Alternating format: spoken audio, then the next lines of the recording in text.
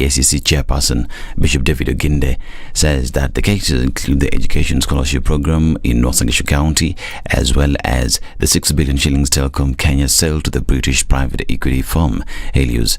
In an interview with Citizen TV, Bishop Oginde also explained that other cases in which the EACC has completed its investigations on is the alleged corruption of 18 billion shillings in the construction of the Ronald Ngala Tourism College in Kilifi County, the alleged corruption in Siaya County, and allegations of corruption of 69 million shillings in the purchase of fire engines in Marsabit County. In the last 3 months, we have completed investigations and forwarded to the Office of the Director of Public Prosecution 43 files. We just completed the Katrako case. We have just completed the Helios, if you remember, Telcom case. The Finland case, we have just forwarded it. Ronald Ngala Utalii College in Kilifi, 18 billion shillings. Siaya County government, 400 million shillings.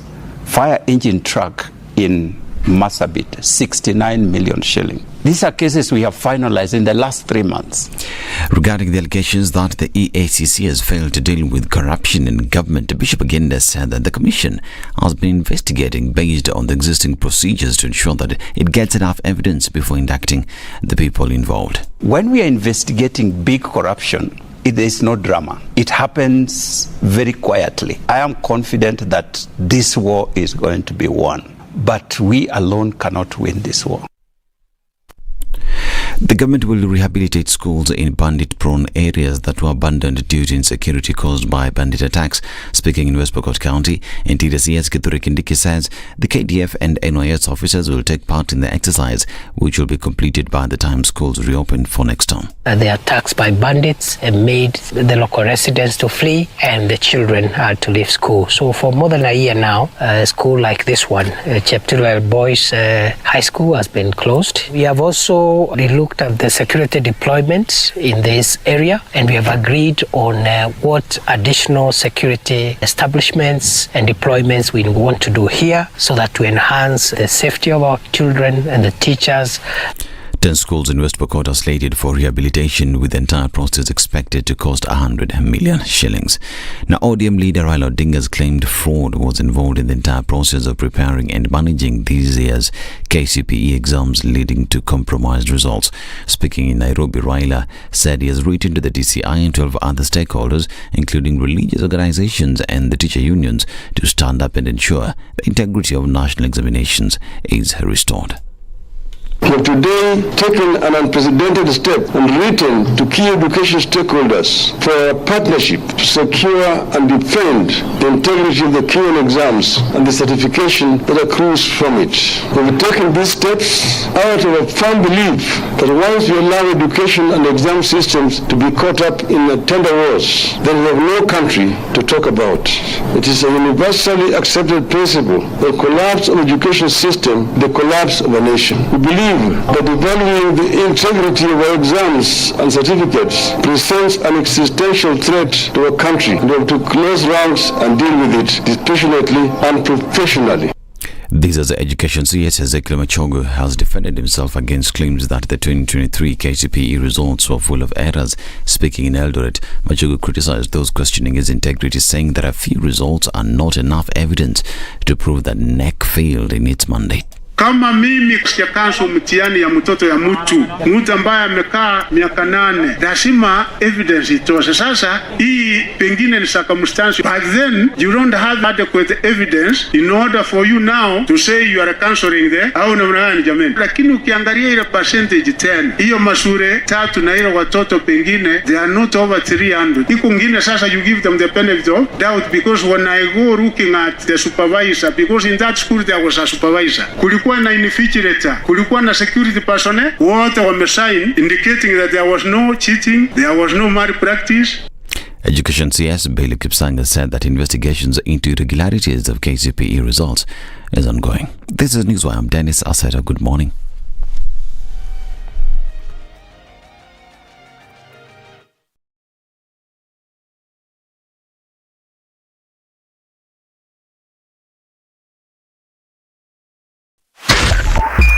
SpiceFM, Nyeri.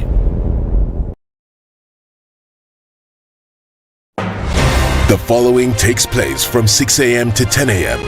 every weekday on SpiceFM. It's critical that people pay taxes. But then taxation has to have a limit. When you start overtaxing people beyond certain limit, then this is now we call robbery with violence. We are all struggling, but we don't show. If you're not doing well, shame on you. But you have to say, I'm broke and I'm struggling. We are not okay until everybody is okay. We are pretending to have political parties. Why don't we just be honest? And we say, these are the Luyas, these are the Kambas, these are the Kikuyus, and we find ourselves in Kenya. You know, with politics and leadership, no matter what you do, there will always be a complaint. There will always be the assumption that you're either stealing or you're not doing things right. As a leader, don't fear. If you know you're doing the right thing, you've thought about it, you've got an expert advice, do it, then understand later. This country, we don't need prayers. Prayers is between you and God. Good governance and thinkers who care about the country and not their stomach. That's what we need. The Situation Room, Kenya's biggest conversation.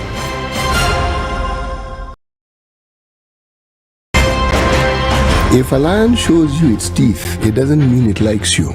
It doesn't mean it likes you. It won't start.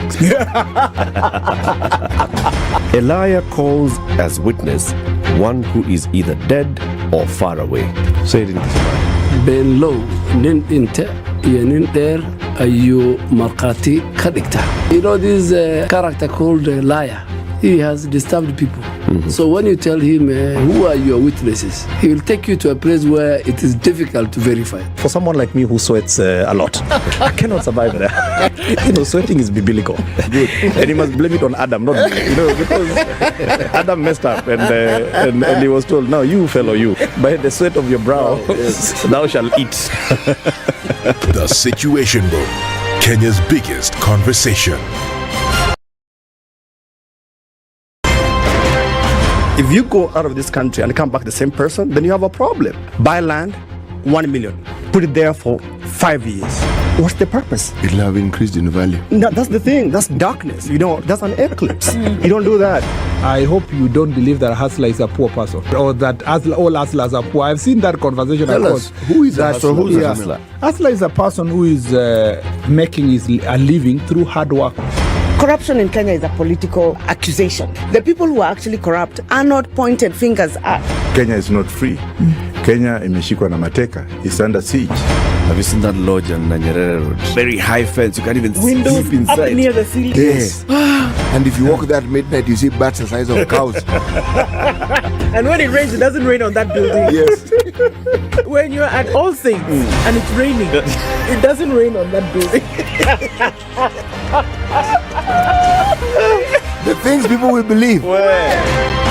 Revenge is for children. It's for kids. When you grow up, you realize the best revenge you can take on somebody is to ignore them. Now, I'm just new in politics. It is not everybody's cup of tea. That's why some people come in one term and that's it for them. Political parties in this country do not have ideologies, whether luring or otherwise. And that is the effect of corruption. Any time an offense occurs anywhere in the country, it is the job of the Inspector General to look into it.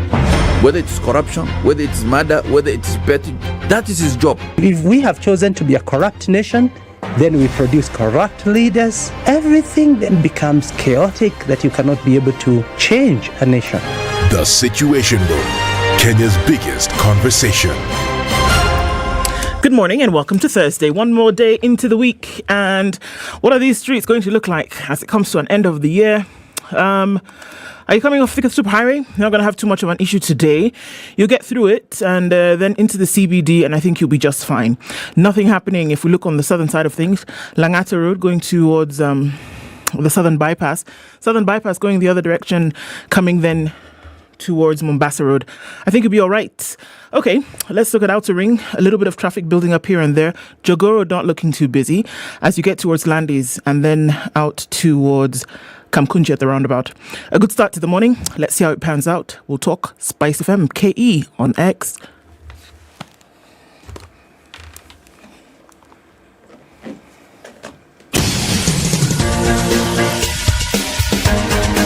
This is The Situation Room, the home of hard-hitting political commentary and penetrating insights about the state of the nation. This is a talk radio experience like no other. The Situation Room, a place for hard truths, debates, and elevated conversations. The Situation Room, witty, political, engaging, deep, controversial. In the room, we have C.T. Muga, researcher, academic, seasoned political observer, a fountain of wisdom in these politically uncertain times. Ndu Okoh, Nigerian by birth, Kenyan by choice, communications expert, Pan-Africanist, a truth seeker and believer in people power, and Eric Latiff, agent provocateur, the man in the chair, seasoned journalist, news hound, a man who believes in punching up, not down. This is The Situation Room, the only way to start your day. Good morning and welcome to what? Welcome to Thursday. It's December 7th and we are getting into it. I'm telling you, just a few days and the year is over like that. Kwisha Maneno, done, dusted. How are you this morning? Hope you're doing all right. Yes. Lone wolf, lone ranger, all those things. We'll be filled up in a minute. Quite some interesting conversations that we will be having today on Kenya's Biggest Conversation. Karibu Sana and welcome to this morning. So, before we say hello to gentlemen, how about I let you know what we'll be talking about today as we get into it this morning. Sawa. So, if I can find that thing that I normally have to find, it's somewhere. At 7 a.m., constitutional lawyer Ndegwa Njiro will be here in the studio. We'll be looking at the economy and we're saying, is it in shambles? Is it in a shambles? And who holds the wheel? Who is then the one who's supposed to be dealing with issues of securing the economy and making sure we get better as the days go by? At 8 a.m., the Member of Parliament for Kikuyu Constituency and the National Assembly Majority Leader, Kimani Ichung'wah, will be here with us. And we'll be looking at the National Dialogue Talks, those recommendations versus what the hustler in Kenya actually needs. So he'll be here at 8 and we'll have that conversation with him. And the conversations continue after that. It is a wonderful morning to be here. And as we get into it, thanks already for being here with us today. Good morning. Eric, how are you? I am very well. How about you? I am well, thank you. You're very well? Well, yeah, You know how it is. I know how it is. Mambo iko fiti. Okay. Leo mzee ajaingia. Jana, when I left you were going somewhere. Yes, I was going to Kajiado City. Kajiado City? That's an aspirational statement. Kajiado City. Okay. So, basically, I told you I'm chairman of the organizing committee for the Morans World Cup. Yes, mkubwa. So, as chairman, yes, mkubwa. I was going to have a meeting with the governor of the Kajiado County, because the Morans World Cup is taking place next week, from the 13th to the 17th. Morans World Cup, football? Yeah, football. Okay. So what happens is there are various FKF leagues that happen in the country. There's a sub-county league, there's a regional league, there's all those leagues. So the various leagues, we pick the winning teams from each of those two small leagues within Kajiado County. Now those are games that are played at village level, at ward level, at constituencies, at county level. Then they're played at county level, so the county champions. And then it's usually graduating. A team that wins in this, they graduate next season into the next one. So the county champions will join the regional league. I see. So the guys who are now playing the regional league will be playing Kajiado County, and the region is Kajiado into Makueni and others like that. So those two winners in those two various leagues, they all come together into this one extravaganza called the Morans Golden Cup. So it's taking place next week, residential. In Kajiado town from 13th to 17th. The final is on the 17th. That one you're coming. My friend, you will see. Mnasema ati football. Taona warani wanajua kucheza mpira. but unajua kucheza mpira, my friend. My friend. Ikifika kucheza mpira, usifikirie ati mpira ni watu tu sio kutoka Western. There's pure raw talent. Yeah, there is. And I think little leagues are actually the way to discover talents for sport across. It's the guys that are never given an opportunity to be in a platform, not selected, whatever. Yes. But you'll find that some serious sport being played in the leagues. Yep. I like it very much. So we are organizing it now, finalizing the preparations, getting the sponsorship pledges to materialize and things like that. Yeah. So yesterday's meeting, we met with the deputy governor as well, Moshisho. Alikusalimia sana. Kusema nisalimia we sana. Usalama? Na nisalimia CT pia sana. Napokea salama. Some you people, you need to be greeted. We've been greeted adequately. Sandy. Yeah. Okay. We're live streaming the show, aren't we? Yes, we are. 16 after 6. Tell us about the weather, and then we will say hello to everybody.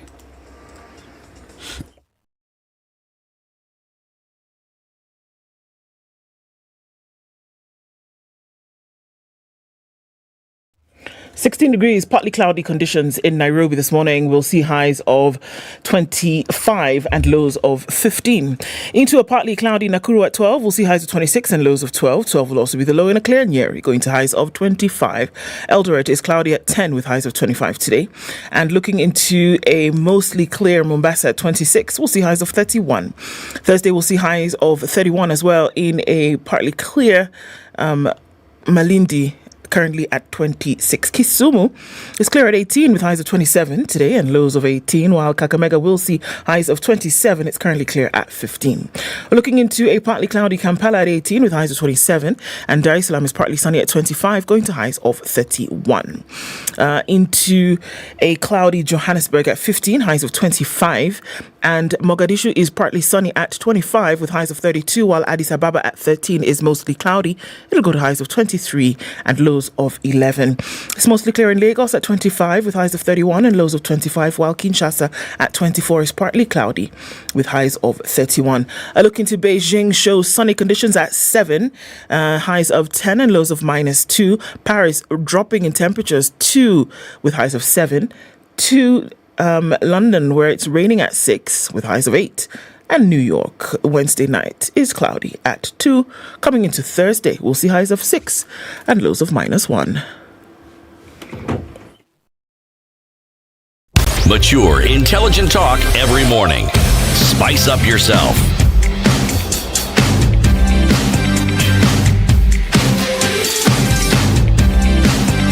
Mornings done right. 94.4 Spice FM, Nairobi. Stanley Gashistan is tuned in this morning from Juja Farm, aka Mount Kilimambogo View, and he says there's cases of hyenas terrorizing humans, and they're on the rise in this area. In Juja Farm. It's not the first one. A couple of days ago, we did hear. Yeah, that was in Wetaithie. Yes. Allah. Cosma says good morning. Nale is representing from Eldoret, and Colin says good morning as well. Say hi to Ednah. Ednah, hi. Very good. Okay. Looking at other people who are online. Hi, CT Ndu Eric. CT's not here this morning. She says Lilongwe is good. Now he's gone on to say that KCPE was printed in India, distributed by Mombasa Road, grades truncated around. Printing in Malawi, we say kusindikizwa. Kusindikizidwa. Okay. What? Wa. There's a kusi, something. Yeah, there's a kusi, there's a dwa, and there's a wa. D and there's a wa. All right. Okay. Joe Mungai says, good morning, tuned in from Bonny Lake. Jamboni, great oratory skills by Kagushia indeed. When I hear an officer of government talk about anti-corruption, I get a headache. But for him, seems to have worked, right? Okay. His headache disappeared when he listened to Philip. Okay. A bit of the lady says, needs are constant and yet highly influenced by desires. This is for CT. Ndu, ask him to say a word about it. Well, okay. Monish Janet says, good morning. Joel Adondi says, good morning, CT Eric Ndu. Kansas is ably represented. Situation room is the best way to start my day. It's Ndu Okoh should just be Ndu Okoh. No. It's actually Ndu Okoh with OKOH. I'm telling you, if I and count... Ndu has no H. And Ndu has no H. Okoh has an H. If I tell you the variations of how my name has been spelled in the years that I've lived in this country, if I collected a penny for every misspelling, I'd be a millionaire. Billionaire, maybe. Okay. Disma says, good morning, everybody. We've checked in on another educative morning. Yes, Ndu, Salimia Sisi in Igbo. Okay. Kedu Kode. I've greeted you in Igbo. But you have to answer. You say, Kedu Kode. Kedu Kode. How are you? Kedu Kode. Now, are you fine? I'm asking you, are you fine? I'm Kedu. No. I'm asking, answer me in English. Are you fine? I am fine. Now you say Odimma. Odimma. So Kedu Kode. Kedu, or you can just shorten and say Kedu, then you say Odimma. Okay? So what does Ma is good. And Odi is Odi is the state. And Kedu is Kedu is how are things? How are you? Kedu Kode. Odimma. Very good. Okay. Desmond says, good morning. Mulisema, one person serving 8 government entities and earning a whopping 19.5 million. I know. Aworo Kenya Yawa. Robert Mbogo says, good morning from Mombasa. Hinga from Pretoria is listening this morning. Deep State says, Ruto is living proof that education does not equal competence. Yeah, all right. Okay. People should leave City Muga alone. One of the guests was attacking old people yesterday. Who's that? People should leave City alone. Wacheni uchokozi. Ricardo Mariero says, good morning, kings and queens. Kitengela Ikoloked. And you say that Kimani Shogwa used to be your classmate at Strathmore. Used to be humble. Ask him what changed. Okay. He's a humble man. Keith Ganera says, good morning, tuned in from a country where we say, where? Nikubaya. Carol Nyambura says, good morning, everybody. Now, Apenda Sana. Owen Basir is tuning from New York City. Good morning to you. Taking a bite out of the Big Apple. Shall we properly integrate Ndu into our Kenyan communities? This is recycling, and it says a number of things. Ndu, accept your knighted tribal names of Wairimu and Achieng. More names downloading. Over to you, my fellow Kenyans. What are those? Kunanduko. Tuning from Nakuru City. It's cold and dusty. We have to wash cars each morning. Okay. Allah. And Gore is tuned in this morning. Dennis Kipto is also tuned in. Kenneth Bushnell says, a wonderful morning to you too. Octavius Cargo says, good morning from Mississippi. MISSIPPI. Good morning, everybody. Karibuni sana. Everybody. So, Siti Ajafika, let me give you the proverb. I'm going to wait for him to come and come with this proverb. He's on his way. He's on his way? Yeah. We wait, huh? Let's wait for him to come. Okay. Let's wait. He'll give us a proverb. So, headlines. Okay. On the front page of the Standard this morning, Ruto amasses power. Miss Kia, Ruto what? Amasses power. Chief of Staff Felix Koskei is to wield unparalleled authority should a bill to Parliament sail through. The President wants his Mr. Fix-It to, among other things, be the custodian of the government and seal domiciled at the Attorney General's office. So there are big plans ahead. Hey, Dongo. The CS Treasury has said that we don't have money for CDF or salaries. So come kichua. Chill. Just relax. We don't have. Acha tutafute pesa. Ikikuja before Christmas sawa. Sipokuja si tunaendelea. Crisis of 54 pregnancies in one school. We're going to look at this story in detail. Yes. What? One school, 54 pregnancies. Not that they were pregnant over the years, that they are currently pregnant. Are you At getting? the same time? Yes, please. Wow. So we're going to look at that in a short bit. Ryla gave a press yesterday and was talking about tendering wars at the ministry behind KCPE errors. This is on the front page of the Standard. Opposition leader has joined calls for a review of this year's primary school final examination, saying the results are not a true reflection of the tests. And many, actually, call it what you want to call it, many are in agreement with him. Yeah. That there should be a recall of the exams and mark again. We won't die. Mark again. Yeesh. All right. So there are many things happening on the same time. Mandela, 10 years since his demise, is being remembered today. Okay. In addition to what we're looking at would be a super position that has been created for, or wants to be created for, the head of public service. There's also the story of the return of CASs as a headline on The Nation. A new government-sponsored bill is seeking to anchor the position of Chief Administrative Secretary in law as President William Ruto's Kenya Kwanza administration moves to align with a High Court ruling that found the assistant minister posts unconstitutional. This will pave the way for the appointment of 50 CASs, escalating the public wage bill and weighing down already overburdened Kenyan taxpayers. Just when you thought you could not anymore, some more is added. All more Kenyans are one resilient folk. Kabisa. Hey, you take a hit, pooh, you come back. Yeah. Pooh, knocks you out a little bit, you come back. Eish. My friend. Now, remember that condemned cooking oil? The one that they said is not fit for use. So there was oil, it disappeared, then it was found, then it was condemned that it's not fit for use. So now 3 things have happened. It was found, it was removed from the condemnation list. Now beyond the condemnation list, it has now been said, this one, fit for use. Cola. It's oil up yourselves. This whole drama. Ex-bank boss wanted a hitman to kill his wife in the US. Atake. Yeah. Ebu? Dr. Leonard Thuo Mwithiga had a high-flying career at the Kenya Commercial Bank, where he worked as a Group Shared Services Director. He was a man of few words. He was a calm corporate fixer, friends and former colleagues said. But beneath the veneer, he had a killer mind. He flew to the US less than 3 months ago looking for a hitman to kill his wife, with whom he had fallen out, only for the killer to leak the motive to the police. You wonder why? We'll look at the details of that story. Tickers. MPs divided over Nyakango charges. A couple of other things going on there. It was an interesting look into Parliament yesterday. So, yeah. Let me tell you what's in the Business Daily. Kenyans on 100,000 shillings pay grow slowest in 5 years. The number of Kenyans earning more than 100,000 monthly grew by the slowest pace in at least 5 years, pointing to tough business environment that depressed earnings, investments, and job creation. How many Kenyans earn over 100,000 shillings? In 2017, we had 198,678 people who earn 100,000 and above. 1,000?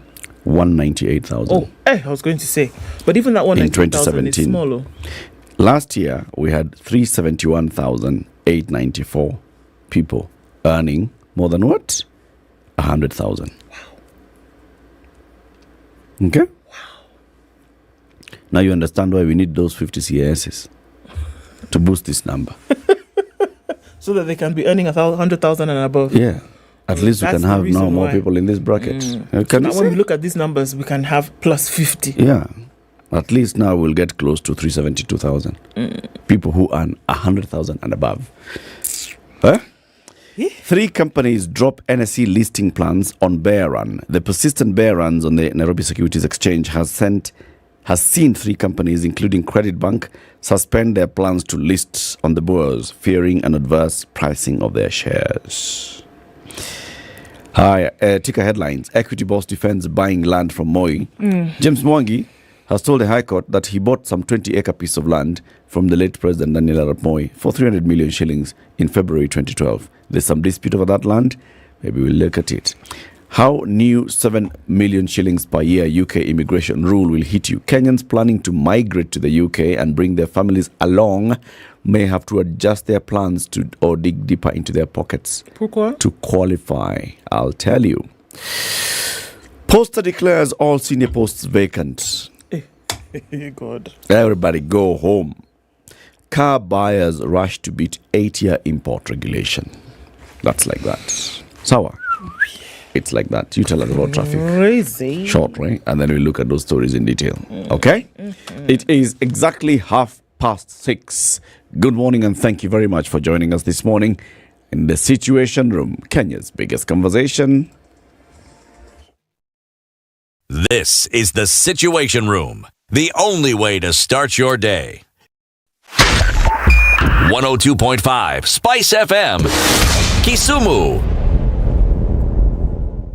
All right, it looks like it will be yet another easy morning. Not much coming off the Thika Superhighway. I think we're actually free and clear through and through. You're going to get into the CBD without an issue. Coming off the Northern Bypass, which will essentially lead towards Kiambu Road, or then coming into Limuru Road. Coming in the northern side is probably where we'll see the most of it, but not for now. Now it looks pretty good. You get into the city without an issue at all. Are you coming out of Westlands? Then you'll see that you'll also get through to Westlands and into the CBD real quick. Coming off of Mombasa Road also looks pretty good, and we're seeing nothing happening on the Eastern Bypass for now. Folks are actually getting where they're going really quickly. Before the shutdown of the city begins next week, it looks like folks are practicing for what that will look like, because traffic, not a problem. Not today. Not for now. We'll keep an eye on things and see how it opens up as we get into the morning. We'll talk on SpiceFM KE on X. Mature, intelligent talk every morning. Spice up yourself.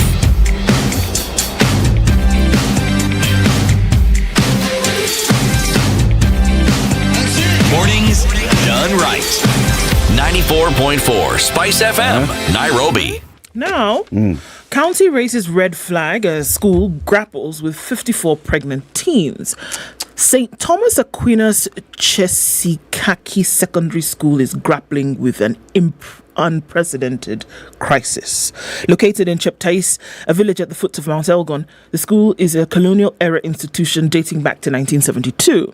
Despite past academic success, 54 students out of a population of 500 are pregnant, not were pregnant, not in record as having been pregnant, are pregnant. What? With unreported cases potentially pushing the number even higher. The victims' stories reveal the severe consequences of teenage pregnancies in a community where education has traditionally been a beacon of hope. When the Standard team visited the school last month before schools closed, they met a teen mother and a pregnant student. Seated beneath the shade of an acacia tree, they diligently flipped through their books, studying for exams. So it seemed like it was a normal thing. Despite their youth, the challenges they face are evident in their eyes. After some time, they shared their experience. One said, "I'm a Form 2 student. It was my friends who introduced me to a man who became my boyfriend. He provided all that I wanted. I am currently 7 months pregnant. I don't have parents who will take me back to school and attend to my child. I live with my grandparents," she said. Her companions were among 31 mothers who were allowed back in school. So get this, they're 54 pregnant, they're 31 mothers at the okay. Despite being grateful for the opportunity, she said that the juggling parenting and schooling had not been easy. So there are 31 in the same school who are young mothers. There are 54 who are currently pregnant. One of the girls and says... those are separate? Separate. The 31 have already had their children. And they're in the same school? Yes. I rely on casual work to support my child because I'm being raised by a single mother who is also jobless. I have to earn money to support her and to support my child. Now, the school principal, Paul Bolio, said he is seeking help from the Bungoma County government to address the teen pregnancy menace. I noticed this sad situation during the routine checks of school services and student welfare. The data I collected revealed 31 mothers who had successfully delivered, with an additional expectant 20 girls from Form 1 to Form 4. 3 have dropped out of school. It is very disheartening. So it's 31 so plus it's 31 20 plus 3. Yeah. Okay. So it's the 54 is combined. The principal attributes the increase in teenage pregnancies to poverty, drug prevalence, and a regressive cultural environment. He notes that this has prevented girls from openly discussing puberty and menstruation with their parents. Instead, they seek guidance from equally misinformed peers. The lack of access to sanitary towels compounds the challenges, pushing some girls into their choice of early pregnancies. So you get it? You need a sanitary towel. You can't afford it. So amongst the things that said boyfriend would provide for you is these much needed sanitary towels. And obviously, you're paying for it with sex. You don't know anything about puberty. You know nothing about menstruation and what essentially would happen if you engage in sex. What happens? You get pregnant.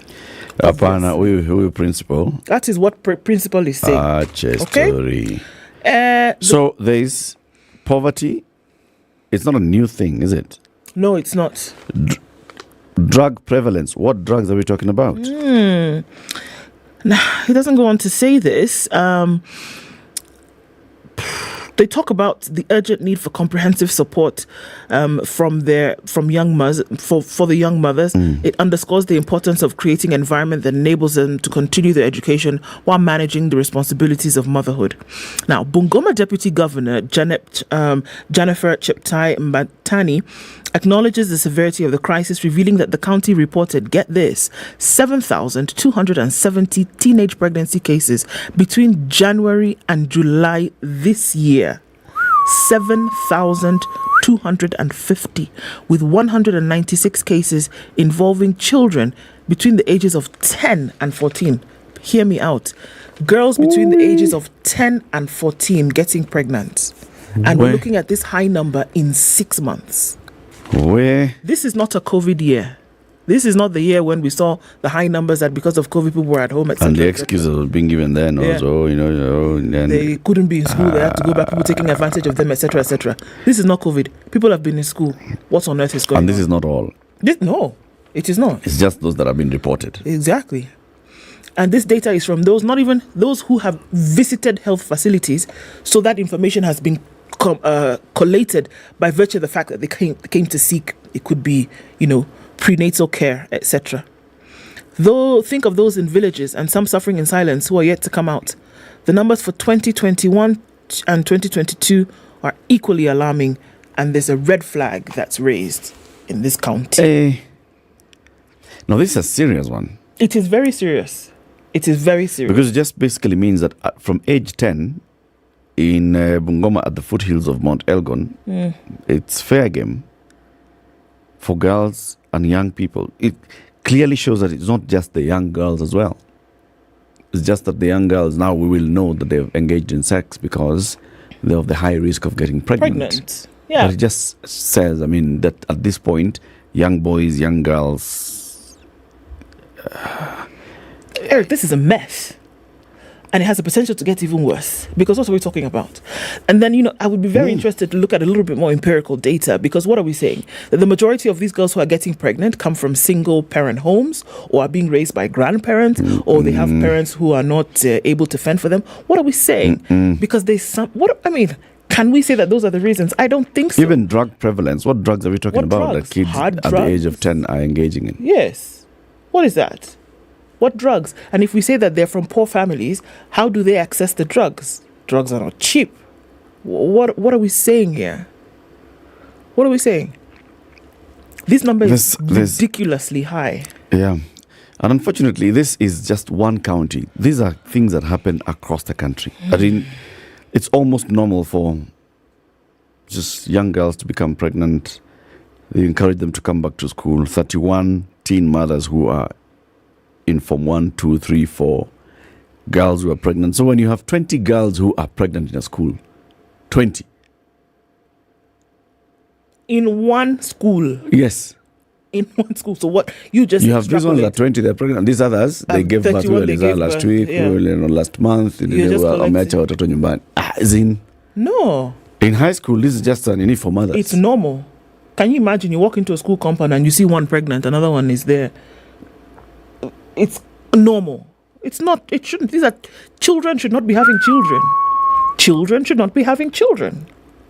And it gets younger and younger. If we're looking at the demographic, the age, it gets younger and younger.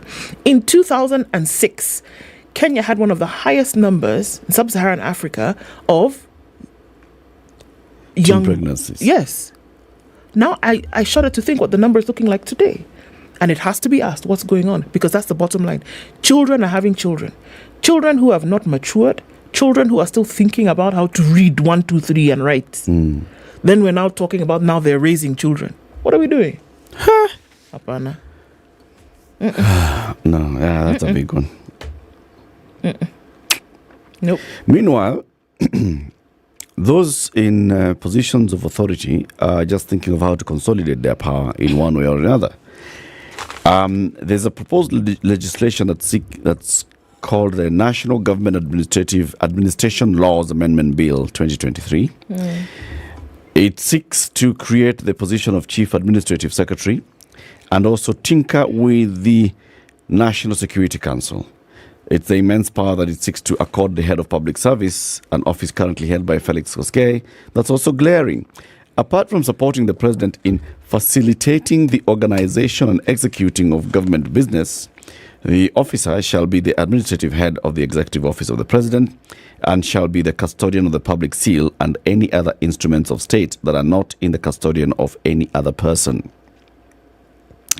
Currently, the Attorney General is the bearer of the seal that is part of the national symbols. The bill says the Chief of Staff will serve at the President's pleasure and will be the President's Chief of Staff. Okay, that is one. So currently the seal is in the Attorney General's office. The Chief of Staff is the head of public service. Yes. And is the Chief of Staff to the President. And the President is the one who uses the seal. I don't see an issue, big issue here though. Because both of them, the Attorney General, anyway.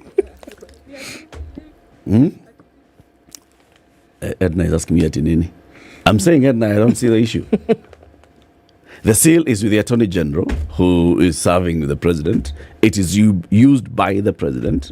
Then the seal is under the head of civil service. What is the proposed bill seeking to change about that particular? Is moving one from this office to the other. I'll let you understand the big issue here. Okay. Maybe there is. I don't see. But then, the bill presented by National Assembly Majority Leader Kimani Ichung'wah, who will be joining us at 8 a.m., also outlines significant amendments that would reshape the landscape of the executive arm of government, impacting the role of cabinet secretaries, principal secretaries in parliament and counties. Other arms of government are the parliament and the judiciary. So if passed, it will shield CSs and PSs in parliament and counties, with CASs assuming responsibilities such as liaising with legislative bodies, representing CSs in meetings, and responding to issues within their assigned portfolios. Each CAS will be accountable to the Attorney General or CS, according to the proposed legislation, emphasizing the gravity of their roles within the state structure. So the CASs will be the ones who will be reporting to Parliament. That's what they were seeking to do in the first place, isn't it? Yep. It comes on the heels of a High Court decision in July that declared President Ruto's previous appointment of 50 CASs as unconstitutional. The proposed legislation aims to address the legal gaps by providing establishment and functions of the head of public service and CAS offices. The bill proposes to amend the National Government Coordination Act to provide for the establishment and functions of the head of public service. And moreover, it grants expanded powers to the head of public service, allowing him to also control the National Security Council. Yeah. We'll look at that bill in detail in coming days. It's reorganization of those. The new thing here is that it now then entrenches the office of the Chief Administrative Secretary to be the one who will be answerable to Parliament. Going to answer Parliament. Oh, you're asking a certain minister to appear before a certain committee of the National Assembly or the Senate. The CAS comes so that we can free them, the very busy CS, to attend a meeting in Geneva. In Geneva, it's necessary. Yeah, it's important. It's important, you know. Now, there was that story about going to the UK. I tell you. Yeah, what happens? Kenyans planning to migrate to the UK and bring their families along may have to adjust their plans or dig deeper into their pockets to qualify. New rules contained in a 5-point plan issued by UK Home Secretary James Cleverly seek to contain the immigration rate that he says is too high. One of the rules that would directly hurt Kenyans is the requirement for proof of income of more than 7 million shillings per year for a family to be allowed to emigrate to the UK. Will increase the earnings threshold by a third to the 7.4 million from next year. From next spring, for those using the skilled worker route, in line with the median full-time wage for these kinds of jobs, he said in a 5-point plan. Will more than double the minimum income for family visas to £38,700, the same threshold as the minimum salary threshold for skilled workers. Previously, It was 26,200. Now it's been taken to 38,700. At least 136,000 Kenyans live and work in the UK, according to official data, although that number could be as high as 200k, including those with short stays or those who overstay. Those already in the UK legally will not be affected, but new arrivals, including their family members who are yet to apply for visas, will face the new rules. So you get a job in the UK, you want to emigrate with your family, you've got to show that your family is earning at least £38,700 in Kenya per year in the UK. Oh, you have to show that that's so. But you're coming there. You have to show you're that moving here because you found a job. All right. So what is this job? How much are you going to be earning? Is it 38,000 per year? If you're not earning that, my friend, you come alone. Let the family stay in Kenya. You support them from there. Here. So when you get promoted here and you get more jobs and you earn more, then we can allow you. We can allow them to come. Okay. Yeah. Now, there might be something that would cause a spot of bother. And CS Dongo has said, okay, so remember day before yesterday where members of parliament said, if you don't do like that, we will not do like that. Members right? of parliament are doing a hakiet. Yeah, leave us alone. Now, the National Treasury Cabinet Secretary Njuguna Ndung'u has told off members of parliament over their push to release billions of shillings, and I think the number is 53 billion, if not for 54 billion, for the National Government Constituency Development Fund, that's the NGCDF, citing a cash crunch that has crippled government operations. Ndung'u, who appeared before the National Assembly Finance and National Planning Committee, said President William Ruto's administration had been stretched thin and blamed the lack of NGCDF funds on reallocations to mitigate drought and flooding calamities. Can I ask a question? Last week, when the cabinet met Saturday, then they met on Monday to talk about this whole El Nino thing, how much was the money that they said they're putting aside for drought? I don't know how much. They started with 2.7 billion that went immediately shot. Then they said it was another 7 billion that they were going to. Since I counted last, 2.7 plus 7 is 9.7, just under 10 billion.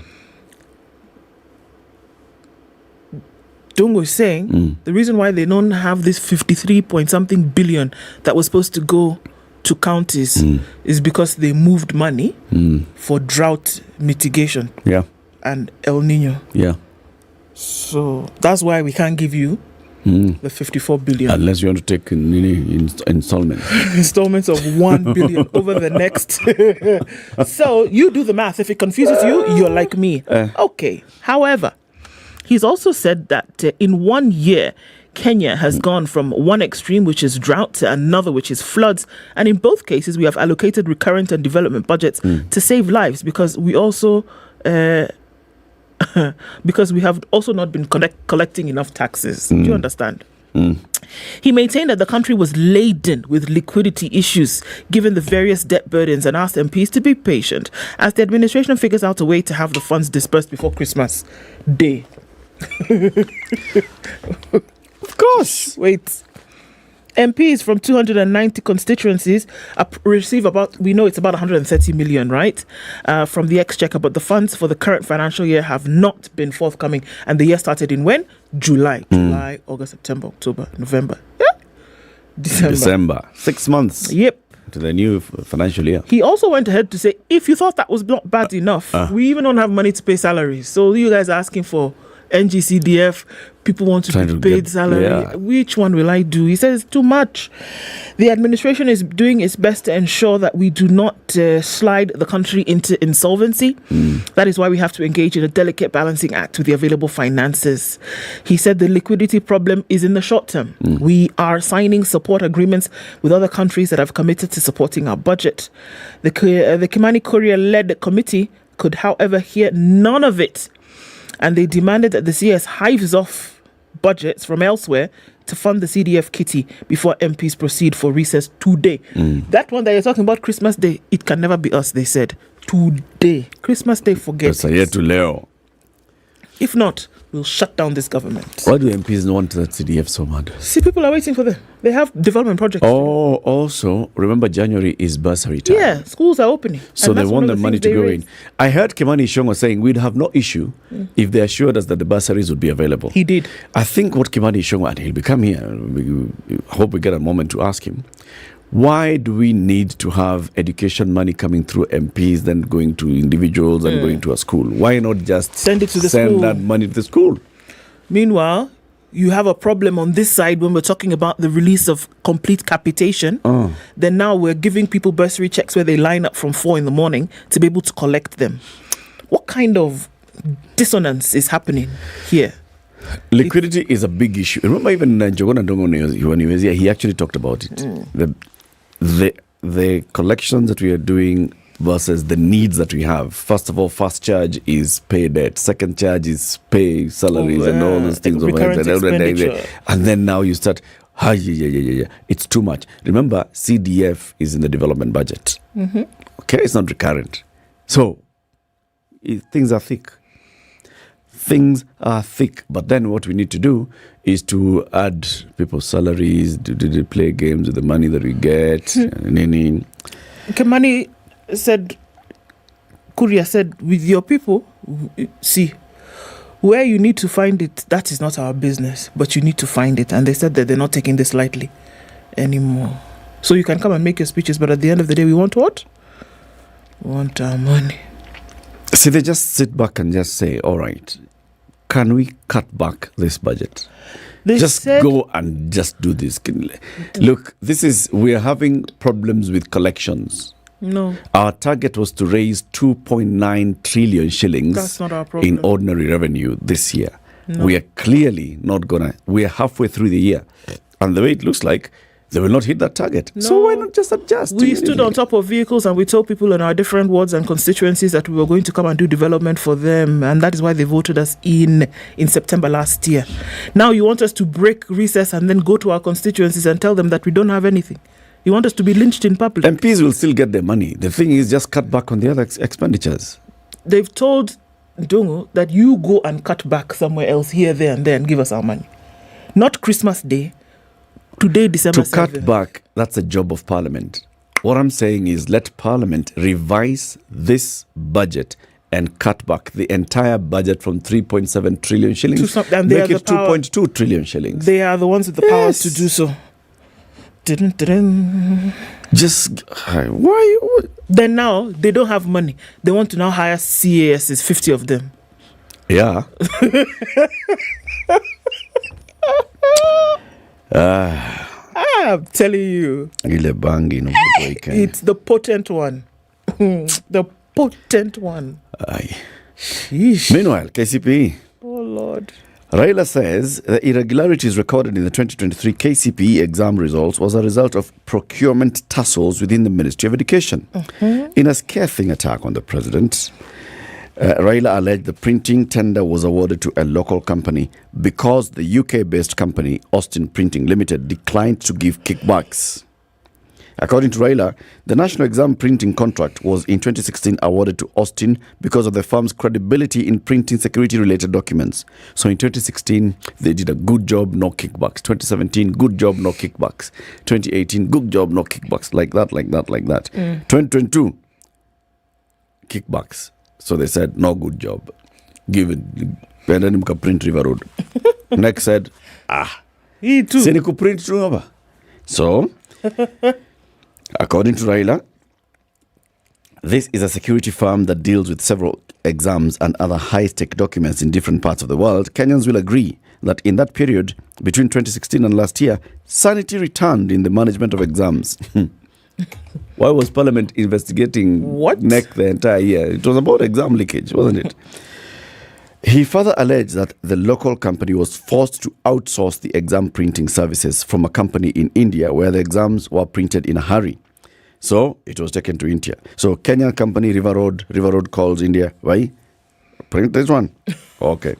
We are also aware that the UK firm, whose contract was cancelled, declined to provide codes to the many layers of security that had been encrypted to safeguard the integrity of both KCPE and KCSE. While arguing that failure to have security codes led to the mess witnessed, Raila also alleged that the matter led to different codes in the SMS in the same school, adding that it led to KCPE candidates being graded for exams they did not sit. So the reason why you're sending an SMS and then you get an it's because the UK guys did not give the code to your SMS for your results for your SMS, the right exam. What? Something. What? Grades in science, social studies, and religious studies were truncated the rollout so KCPE candidates get graded in subjects they never sat. The system deployed could not produce the plus and minus signs. What a shame. While claiming that he had evidence to his claims, Raila called for a creation of a new government task force to focus on irregularities that continue to mar national exams. No. We have written to 13 key education stakeholders, including religious organizations and the DCI, for a partnership to secure and defend the integrity of Kenyan national exams. He said the exam malpractices eroded the confidence in the qualification that comes with it, and the practice will be unfavorable for Kenyans in the job market, even on the global stage. All right, that's on the other. Meanwhile, Kenya National Examination Council found itself inundated with 712 queries from parents and schools seeking a review of the KCPE results. But the examiner has dismissed criticism on how it handled the tests, describing the accusations as hot air. However, the uproar has led to the identification of 133 cases where scores were initially missing, especially on Kiswahili Insha. Yes. Missing scores means what? They didn't input the score. But how is that? So Insha, you got 0. That's very strange. Because Insha plus Lugha comes to 100% Kiswahili. Yes. And it is not the automated marking in the machine. Insha right? is human Insha marking. is human marking. You get? Hey. So Insha and composition are human marking. So what could have possibly happened with that? Everything else into the machine. So what could have happened with that? And this is the thing, Eric, that unfortunately the discrepancies in this are glaring. It is not possible. We've been told. Look at people who have done and they use the quantum calculations, and they say it is not possible.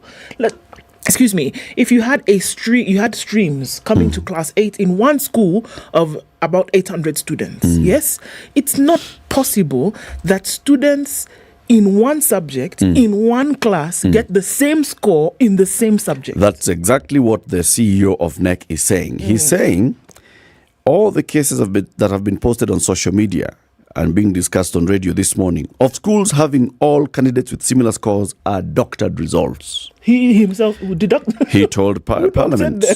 Sorry. Okay. He's saying you people are doctoring these things. There have never been any school with a candidature of more than 30 that all of them have scored identical marks in a subject in KCPE exams ever. Until this year. He says even this year.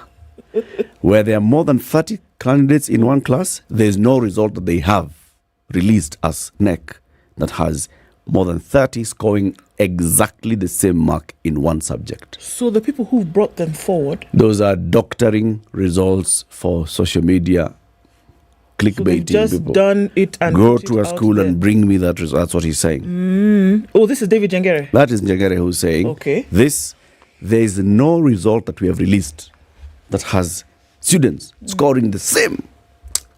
Not those things you're saying on social media. Our enemies of development. They have not ended this KCPE well. They really need to look into it properly. It's not possible that you have so many complaints and that it doesn't hold water at whatever level. What they should be doing is just saying, this is what you're showing. This is actually the result. That's it. That's what they should show. Yes. And this is not a matter of open the server. These are children's results. Just show. This is actually the result from XXX primary school. This is what you're showing on social media. This is the result. You can blank out the names of the candidates. Yes, but this is it. This is the result. And you can do that because they have them. We maliza that case once and for all, and we say, hii ni mambo ya brogas. Good morning, 7 a.m.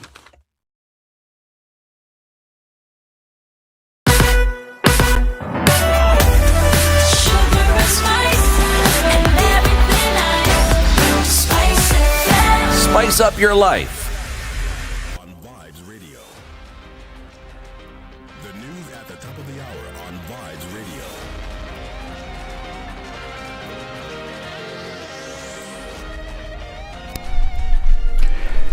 Good morning, this is Newswire. Dennis Asato.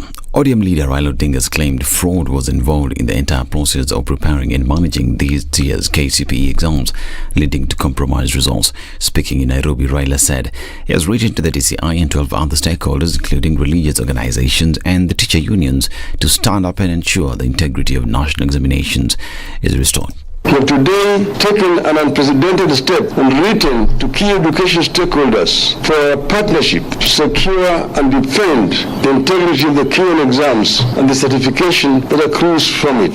We have taken these steps out of a firm belief that once we allow education and exam systems to be caught up in the tender wars, then we have no country to talk about. Odinga has also linked the flaw in this year's KCPE results to the error in the printing of the exam papers.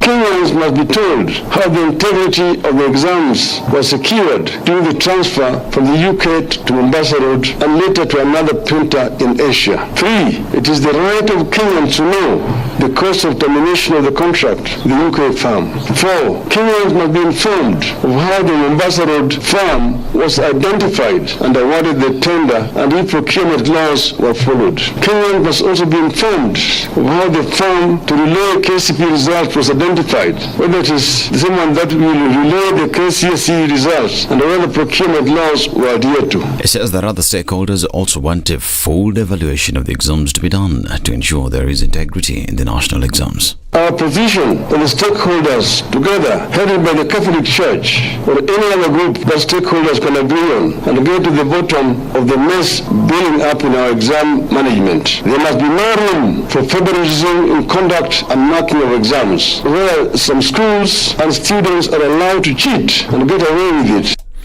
Education Ministry has stated that NEC Examination Council has said that it is reviewing approximately 2,000 cases that resulted from the errors in the marking of the exams. PS Bailey Kipsang says the action is after complaints from parents and students of schools whose results were affected. The results that we provide within the first 60 days are provisional results. Once now we subject it to a certificate and we produce a certificate for the candidates, then we cannot vary because those will be confirmed results and it has to go through a process for it to be changed. But the provisional results, that's why we are having those caps. On the same Education, CS Ezekiel Machogu has defended himself against claims that the 2023 KCPE results are full of errors. Speaking in Eldoret, Machogu criticized those questioning its integrity, saying that a few results and not enough evidence to prove that NEC failed in its mandate. Kama mimi kushakansho mtihani ya mtoto ya mtu ambaye amekaa miaka 8, lazima evidence itoshe. Sasa hii pengine ni circumstance, but then you don't have adequate evidence in order for you now to say you are cancelling there au namna gani jamani. Lakini ukiangalia ile percentage 10, hiyo mashure 3 na ile watoto pengine they are not over 300. Treasury CS Njuguna Ndungu says the state has failed to release funds intended for the NGCDF due to insufficient funds. Appearing before the Finance Parliamentary Committee, Ndungu, however, stated that the government is committed to resolving the ongoing standoff as soon as the funds are available to distribute to the counties. In 1 year, Kenya has gone into two extremes, severe drought and now there is El Nino. In both cases, we have reallocated a supplementary budget and recurrent budget and even development budget to save lives. At the same time, we are not getting adequate tax revenues. So in a sense, we are struggling just to be on the same position. And we are facing a serious liquidity crisis, and that is why we can't come in as fast as we would like to. But sometimes people are rushed to say, we want the money today, otherwise you are dead on arrival. But we cannot get what we want at the time we desperately want it. But we be sure that tomorrow, the next day, life is also going to give us some signal. On fuel subsidies, Ndungu defended the government's move to remove them, saying it's aimed at stabilizing fuel prices, which are being affected by the international market. You know, even Googling, you can actually get the price trend of petroleum products. There's one component that has continuously beaten us is the whole issue of the Ukraine war. Even in Germany right now, if you go, you find the same thing because of that conflict, because they were dependent very much on that pipeline running there. So it means it has affected the global prices, and that is why the stabilization became very, very important, because if we brought in the whole price schedule, it could have been difficult. This is New to Hub. Dennis Aseto. Good morning.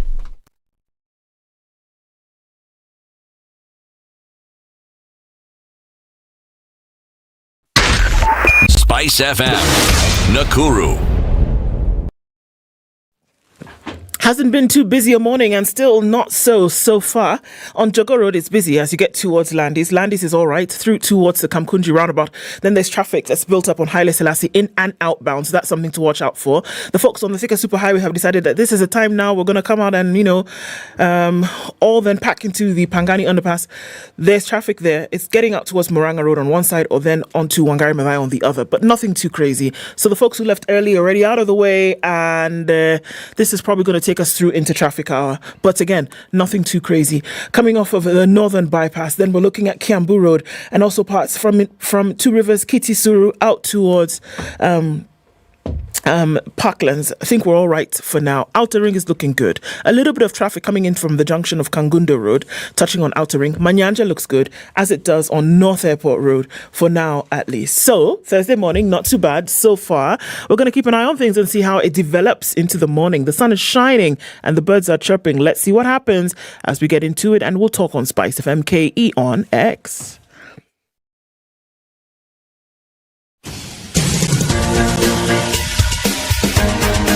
This is the Situation Room, the home of hard-hitting political commentary and penetrating insights about the state of the nation. This is a talk radio experience like no other. The Situation Room, a place for hard truths, debates, and elevated conversations. The Situation Room, witty, political, engaging, deep, controversial. In the room, we have C.T. Muga, researcher, academic, seasoned political observer, a fountain of wisdom in these politically uncertain times. Ndu Okoh, Nigerian by birth, Kenyan by choice, communications expert, Pan-Africanist, a truth seeker and believer in people power, and Eric Latiff, agent provocateur, the man in the chair, seasoned journalist, news hound, a man who believes in punching up, not down.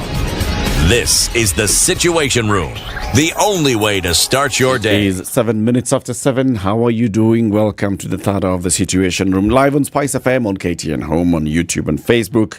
Have you sent that word Nakuru to that SMS number that we've been giving you? Because we want you to become a property owner, not just that anybody. We want you to be somebody who joins this community in Nakuru, Delight Nakuru. Send the word Nakuru to 20321.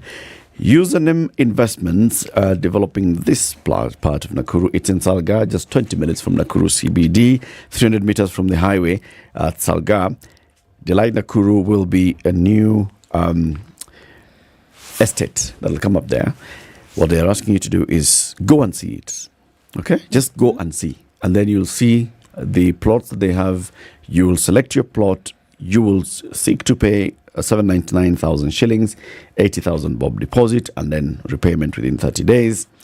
And the site visit is any day. But they have these days that they actually take people from Nairobi all the way to Salga and bring them back. This is Wednesday and Saturday. To book your seat in the bus on Saturday, leaving Kencom at 7 a.m. or leaving Nakuru West Side Mall at 8:30 a.m., send the word Nakuru to 20321. That's 20321.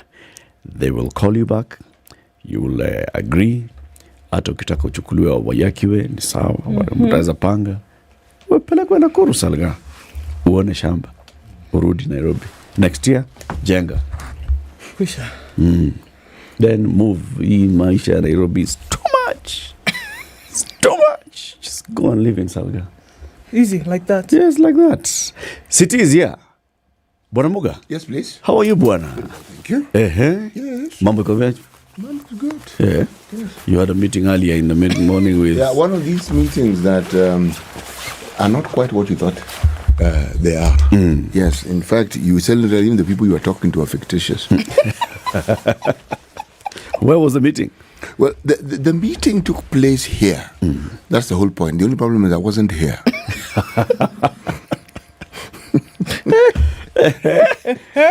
But the meeting concluded well. Who were participants in that meeting?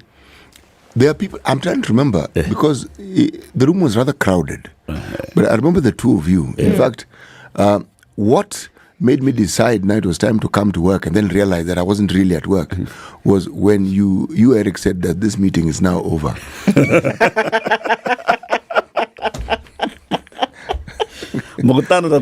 Yes, I said, okay. I said, wait, where am I? Hello, I'm not here.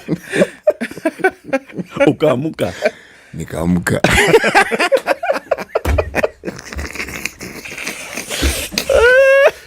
Okay. Welcome, brother. Thank you. The body has told you what it needed to tell you. It has told me we have spoken, and the three of you have agreed. We have arrived at some clear understanding. Yes. Those things happen, Bana. You are deep asleep, but you're elsewhere. And you're there. Everything is happening. Everything is happening, and there's clarity, and you're listening, and contributions. The studio was even cold. I mean, you are even feeling cold. No, everything about it was the studio is actually quite cold. Yes. I think why the studio is particularly cold today. Then the meeting seemed to be many people. Then Eric says, "Okay, now the meeting is over." So okay, the meeting is over, and that's good. The meeting is over.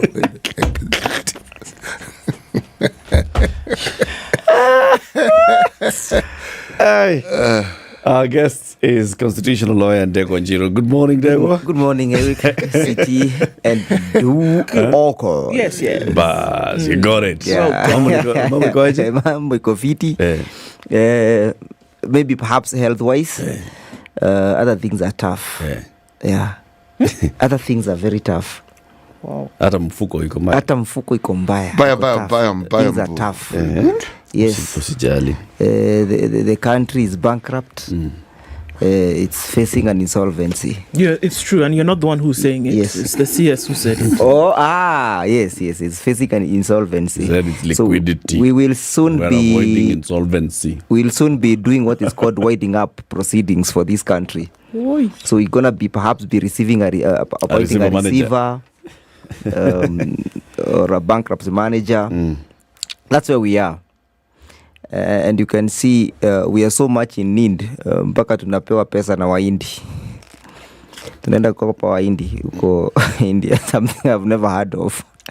Oh, they help us quite a bit. You haven't? Yes, lakini they have not come in the manner in which they have now come. No, they've been coming to our end for the longest time. Yes, but not when someone is in Dubai, then you decide to pay a visit to Modi, on a prompt one. Modi must be visited, man. To say that my people are hungry. Modi must be visited. Yeah. Some of these problems, they sorted them out. Yes. Didn't your party leader visit Modi just the other day? Yeah. Yes, he did. But you see, this is a guy who was going for a COP28. How he ended up in Mumbai. If your party leader was president, first visit maybe would have been to India. Perhaps for other reasons. If you hear a madman talking, wait a minute. And you will hear what makes people think he's mad.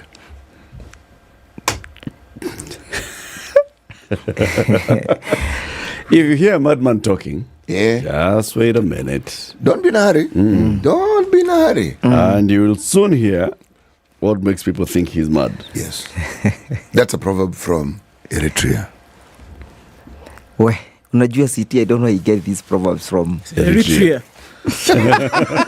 But was that the only proverb from Eritrea? Even yesterday I had was it yesterday the one that you gave to Sabina Chege? That was Tuesday. Oh, that was Tuesday. Yeah. Why don't you let me read another one? Because you think it's only one. Let me read another one for you. Yeah, at least give me some multiple choice. Multiple choice? Or four. All right, let me give you multiple choice. He who pursues the chicken often falls, but the chicken has to continue running. No, let me do the first one.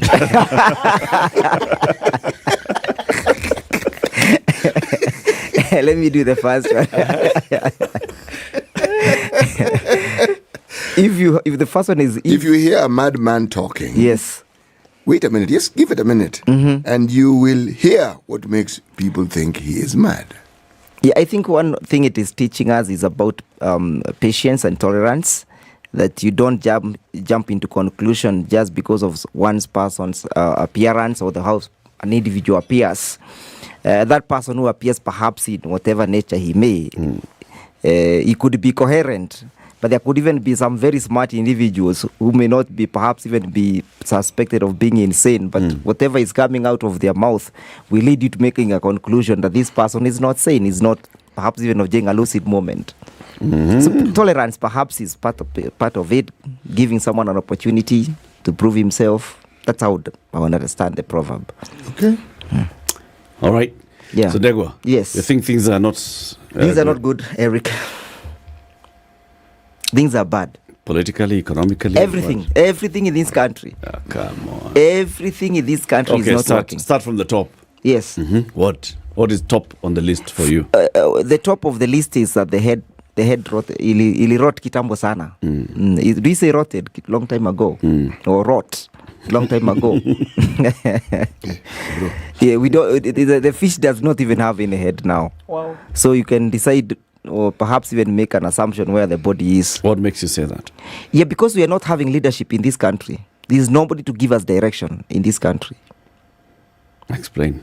I explain in the sense that what happened between 2018 and 2022 is not what is happening between 2022 September to now. And there is no indication that there is going to be any change. In terms of respecting our constitutionalism, in respect of our economy, and even the social cohesion in the country. So between 2018 and 2022, we had respect for the rule of law in this country. Now we don't. You know that you have to look at it from it's a composite position. Okay. Yes. But it's from a composite position, we had respect for the rule of law. Yes. In this country. Yes. And now between 2018 and 2022. But of course with some faults here and there. No, composite. Yes. Composite. It's composite. Okay. So when you look at the rule of law, you're also looking at the question of the social aspect and the economic aspect. Okay. At least between 2018 and 2022, people are not crying out as loud as they are now in terms of the economy. The economy was doing very well. It wasn't doing very well, but at least people are not where they are today. And where are we today, really? Where we are today is that the country is being dissolved. We are facing insolvency. You know, I keep hearing that the term insolvency, and it's often with reference to business enterprises. Yeah. And there I understand, meaning they close, they shut down, they send, everybody. Even receiver managers. Yes. But what it often means is that you don't get your dues because they don't have money. Yes. So how can you get your dues? You'll pay your creditors first when we are facing dissolution of the company. So are you saying that we're in a similar situation? Yes, when we you are. get to insolvency, you're not even paying your creditors. You're not paying anybody. Creditors. That is why you're insolvent. You're insolvent. Yes. And the receiver manager and comes the first to sell your assets. Exactly. So the first creditor that this country has is its citizens. If you're not able to give services to your citizens, then it means that you're not in a good position. Let me give light to some of this. So the CS Treasury, Jonah Dungo, was before Parliament, before the National Committee, the National Assembly Finance and National Planning Committee. And this is what he said. He said that the country is laden with liquidity issues, given the various debt burdens, and asked MPs to be patient when they're demanding their money that should come in form of NGCDF. Yes. Right? He went on to say that this administration is doing its best to ensure that we do not slide the country into insolvency. This is why we have to engage in the delicate balancing act with the available finances. He said the liquidity problem, however, is short-term. He said, we're signing support agreements with other countries that have been committed to supporting our budget. So this was in an answer to the planning committee when they were demanding this money and said, look, we cannot wait. He then went on to say that the reason why we've had to move some money around is because of the drought and flood mitigation issues. Now, Eric, of course, was trying to make 7 billion equals 54 billion, but, we're still on that. If money had been moved around, so if there was no El Nino, essentially, some of these issues that we are facing would not have been faced. But he's saying, look, we are dealing with a liquidity problem. It's a cash crunch, essentially. Not that Kenya is insolvent today, but just things are difficult. Take it as you may. But then he also went on to say that even payment of salaries is going to be difficult until we get these agreements into place. Yes, he did. Because of the huge debt burden that is then being faced by the country at the moment. it doesn't seem to be anybody's fault, really. It just seems to be one of those things that happens, the bumps that you hit in a fiscal cycle. So it's not something that can be fixed, I guess is the question. Dongo seems positive that it can be fixed and it's a short term. Yeah. So that you shouldn't be too worried. Yeah. No? In my view, CT, is that this regime has not decided to sort out the problem that this country is facing because they are driving using the rear mirror. Any issue that arises in this country that involves the status of the economy is that they're always blaming the former regime. And that is one of the reasons that the country is where we are today, is because they are not planning ahead, because they always have someone to blame. For example, when they speak about the status of the economy and the financial crunch, you'll hear them saying, it is because President Kenyatta left a lot of debts. When they go to Mondi, they are given billions of shillings. That is not counted as debt. We are having problem with people not speaking the truth of what is ailing this country. And what, in your opinion, is ailing us? Misgovernance, misrule, mismanagement of the country. That is what is completely ailing us. That we don't have someone who is hands-on. Mr. William Ruto is not managing this country. The country is on autopilot. People are not in touch. The government is not in touch with whatever is happening and the reality of this country. Examples? For example, and one of the best examples is that, and I will just give 2 or more examples. We had the importation of the edible oils. Yeah. We were told we are importing these edible oils to make sure that we bring the cost of living down. But at the end of the day, how many billions did the Kenyans lose?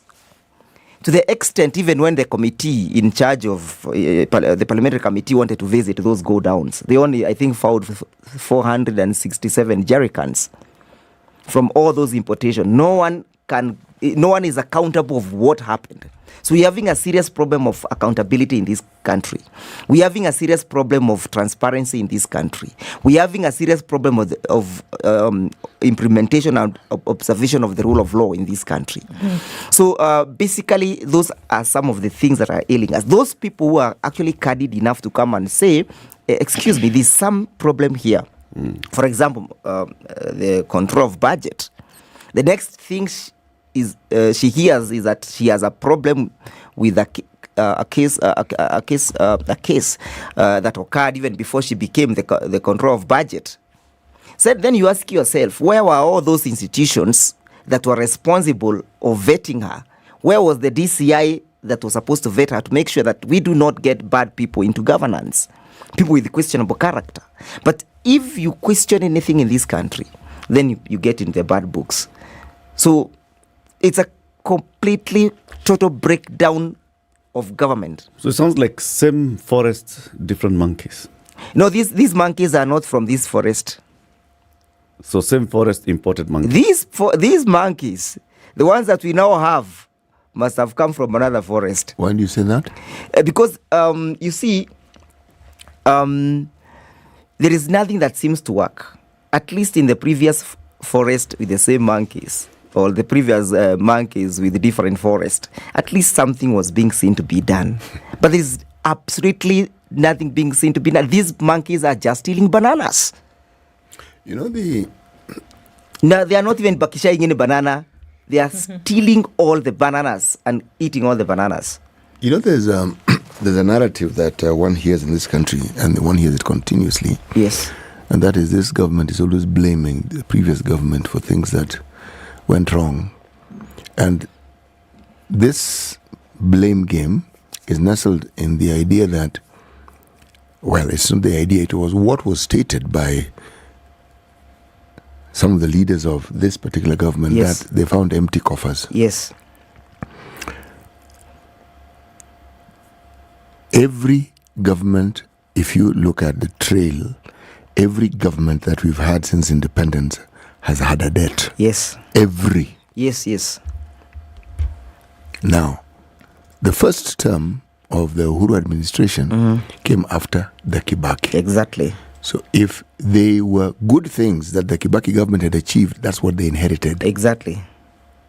If there had been bad things, that is what they would have inherited. Exactly. So let me bring the discussion back to the question of what the Ruto government inherited. What did they actually inherit?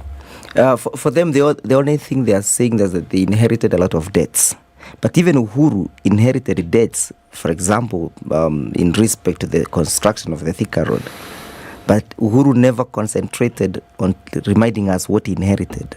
Because government is perpetual. It's a going concern. There is no time you say that now Uhuru amefikisha hapa, William ameanza hapa.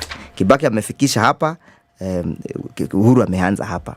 You remember in 2002, President Kibaki was able to take Kimani Maruge to school on a wheelchair.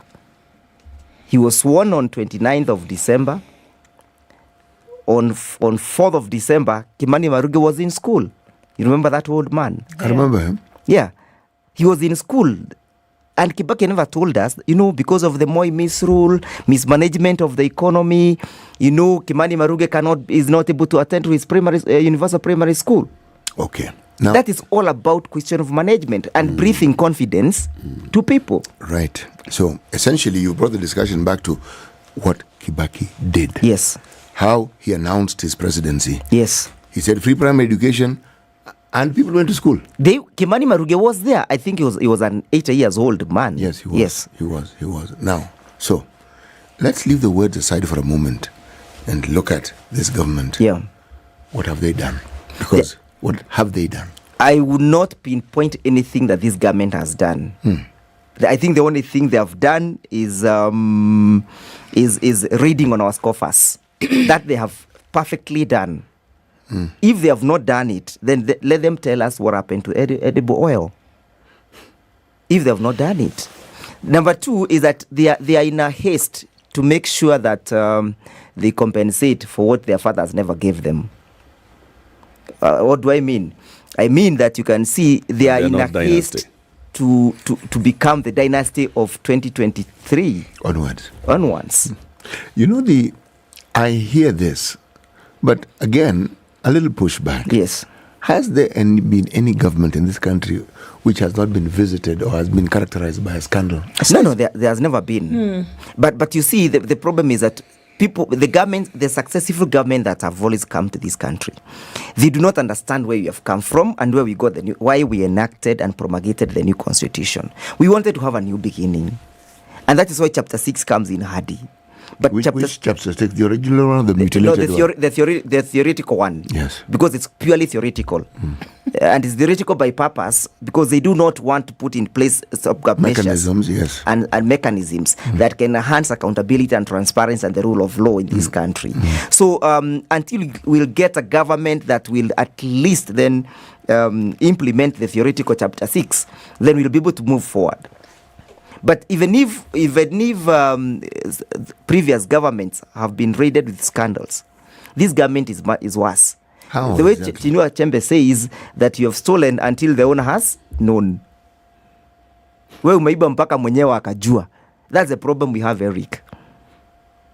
They're not leaving anything to chance. They are all in a haste. Let me ask you again. I'm merely asking.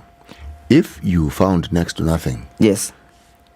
Then what was there to steal anyway? That was an allegation. They were laying the basis for them to steal. Because it will be a justification that, we never found anything in the coffers. So Kenyans don't expect anything. They were laying the basis for this plundering. That was the foundation they were laying. But you do know. Because, you see, they don't understand that government is perpetual. Government is not like a kiosk whereby you have the balance sheet every day. I think they do understand. They don't. They do. They don't. They do. They don't. If you want to know that they don't understand, you had the Minister of Finance here. The Minister of Finance does not even understand, the Treasury guy does not even understand how many unlicensed Fuliza applications are there. Is that his job, really? Even I, who is not the minister, I do not know. But the question was put to him. The question was put to him to explain. He could not even explain. There's I'm going somewhere with my please with my line of thinking. Yes.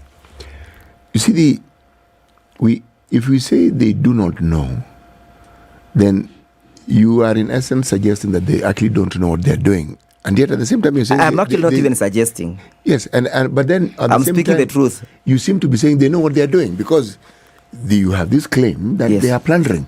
You can't plunder if you don't know. You must know. Or then we can simply say that they know what they are doing in terms of plundering of the country. They actually even know. And that is their main purpose and agenda. I would like to... Please, Ndo, go ahead. So, I mean...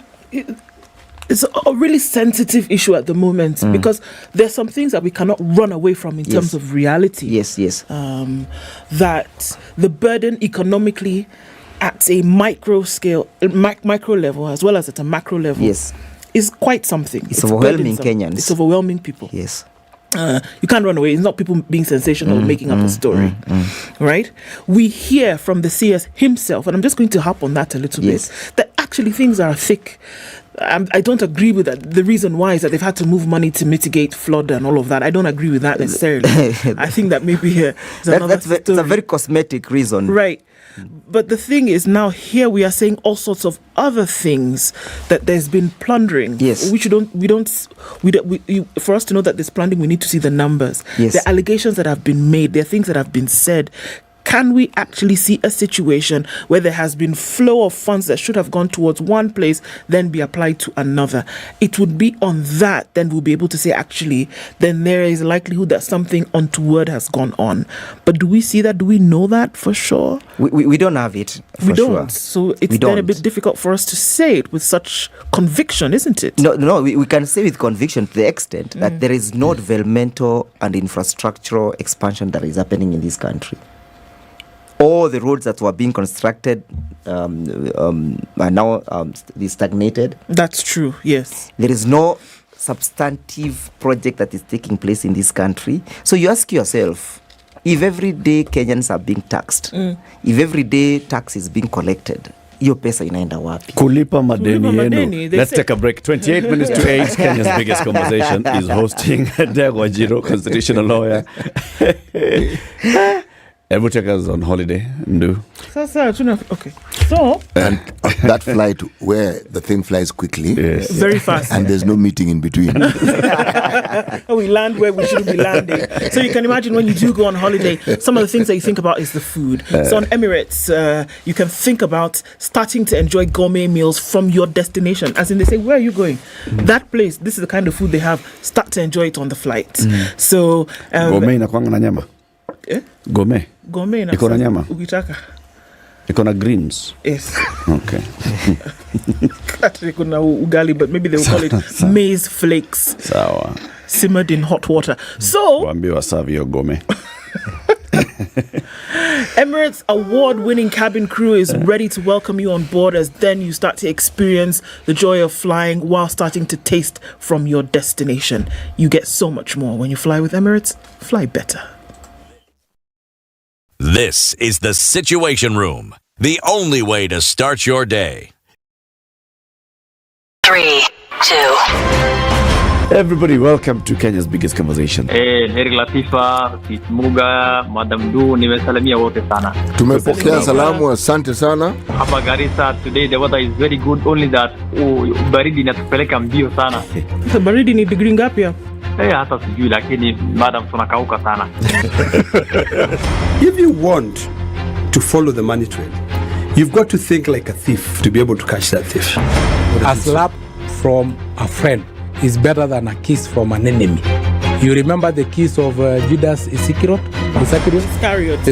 Yes. He's the one that imetuweka kwa hii mashida yote na mataabu kwa sababu of that kiss. Yet the slap of Jesus Christ, when he slapped those guys and walikuwa wanauza mboga ndani ya kanisa, took them to heaven. The Situation Room, Kenya's biggest conversation. All right, the sun is up in Nairobi this morning. We'll see highs of 25 and lows of 15. At 13, it's sunny in Nakuru, going to highs of 25 and lows of 13 today, and 14 degrees and sunny in Nyeri with highs of 25. We'll see highs of 25 in a mostly sunny Eldoret, currently at 12. Looking into a partly sunny Mombasa at 26, highs of 31, and Malindi, we'll see highs of 31 as well, and down to lows of 25. Kisumu this morning is sunny at 19 with highs of 27, and we'll see highs of 27 in a sunny Kakamega at 16. Kampala is cloudy at 19, and Dar es Salaam is partly sunny at 28. We're looking into a cloudy Johannesburg going to highs of 25 and lows of 14, while Mogadishu is sunny at 26 and Addis Ababa is cloudy at 12. Mostly clear in Lagos at 24, going to highs of 31, and we'll see highs of 31 in a partly cloudy Kinshasa at 23.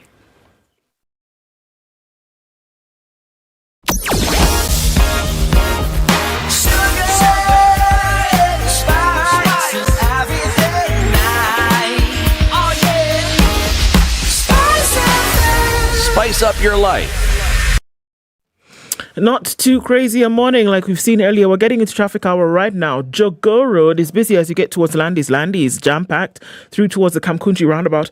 And then on to Haile Selassie, in and outbound traffic. It is already doing the thing. All right, Kiambu Road doing also the crazy thing. Just past the DCI headquarters, heading out towards Mahaiga Square. And on Thika Road, the only thing that's holding people up is the Pangani underpass, because everybody has to sneak through that tunnel, getting into the city. Apart from that, Thika Road, easy driving, no problem. Getting through without a problem.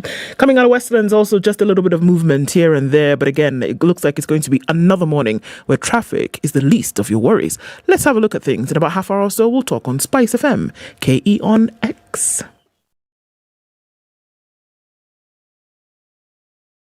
Mature, intelligent talk every morning. Spice up yourself.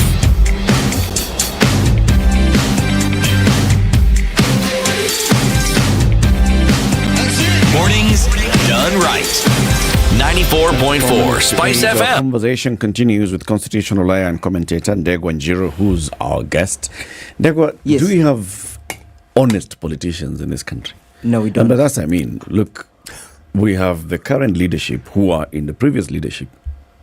Almost all of them. No, we don't have. Those are deputy president, the others were members of parliament, leaders of parliament, the speaker, and all this. And the other personal assistants, deputy speaker, leader of opposition, leader of majority, chairs of committees. They're the ones who are saying we inherited this, and the other. Yes. Those on the other side who find themselves on the other side now, the opposition, are saying no. I mean, we were running a clean. In fact, look. There were no scandals like now, the oil scandal. Yeah. There were no such scandals in our time. We're forgetting the cases that are in court. NYS 1, NYS 2, KEMSA, all those unresolved issues here and the other, burnt down airports. Do we have honest politicians? No, we don't have honest So who should we listen to? We should listen to the voice of the Kenyans themselves, because they have to call themselves for that Kamkutano that City had. Before he came here. Yes, that he had before he came. You know, that where you have self-introspection and you try to redirect yourself. Because unfortunately, our politicians and even those guys getting into politics, we always have the opportunity of learning from the worst. We have never had an opportunity where people can learn from the best practices. So to the extent that we still have this clique of individuals who keep... And then on the other, by doing that, you're basically saying that the others are clean. No, I'm not giving a clean slate, or I'm not cleansing That's or what sanitizing. I heard you saying. I am not sanitizing anyone. However, I am simply saying that there is, of course, no one who can claim infallibility, neither me nor you. But the degree of fallibility is also an issue here. The degree of mischief is an issue. The degree of the urge to do that which is wrong is an issue. Because if you look at the propensity between this government and the propensity between their previous government, then you realize that the degree of propensity to do wrong in this government is high. How do you measure this thing? Yeah, because you look at the way it was constituted. First of all, half of its cabinet are people who have no merit and did not understand what meritocracy is all about. Yes, I will say. And for example, let's just begin with someone like the Ministry of Education. The Ministry of Education. You are not able to justify how one class or one school scored 75% in all the sciences. Such a simple thing. Danny, you don't know schools where people do well. You see, I heard the other day someone saying, and I also heard Baba saying this, and I know, of course, Eric will put me to task to explain why I have to vindicate Baba. He said in this country, and we all agree, that the education system has collapsed. It hasn't. You cannot understand the credibility and the value and the authenticity of the result that are being If you have a problem with one examination cycle, does that mean the education system has collapsed? Well, the last year examination had issues. We had people from We've one particular had issues with the exams for the longest but time. we are trying to streamline them. At least I agree. There are individuals who try to work towards streaming them. We have one like Matiang'i. We had Professor Makwan, may the Lord rest his soul in peace. At least something was being done. Are you aware that there's a school of thought who believe that Matiang'i is the one who's responsible for the current mess that we're in? I have not heard that school of thought. Well, I am telling you it exists because I've heard them speak, and when you speak to them, they will actually walk you through and explain to you why it is they feel Matiang'i actually bullying the China shop approach to things, actually messed up things. They may be having their opinion. Yes. I would not fail to respect it. You see, there's You've not allowed me to mention that the Ministry of Trade. Or trade. Yes. We left education. Yes. Okay, let's go to trade. And how much in shambles it is, to the extent that Kenyans do not even understand the kind of edible oil they are now consuming, whether it is fit for human consumption or not fit for human consumption. You know So this is a minister's issue. It's a governance issue. Okay. It's a governance issue. Can I ask the question based on what you've said about the apparent confidence of the lack of it thereof of our ministers? Are political appointees appointed for their competence, or are they appointed as a reward for the associations with those in power? It's a reward. Yes. It's a reward. So, whereas the converse should be that you to be appointed on the basis of meritocracy. Okay, that is the ideal situation. Let's look at the Uhuru government, yes. shall we? Since now we're talking facts. Yes. His ministers. Yes. Competency. Yeah, Uhuru is one who shown us in Uhuru 1 how governance or government should be constituted. Okay, for instance, when we all jubilated and celebrated him that he has now brought in. I was not in the all, just so that we get many of us. Many of us. Thank you so much. Many of us then celebrated him when he brought in what are we calling them, the technocrats.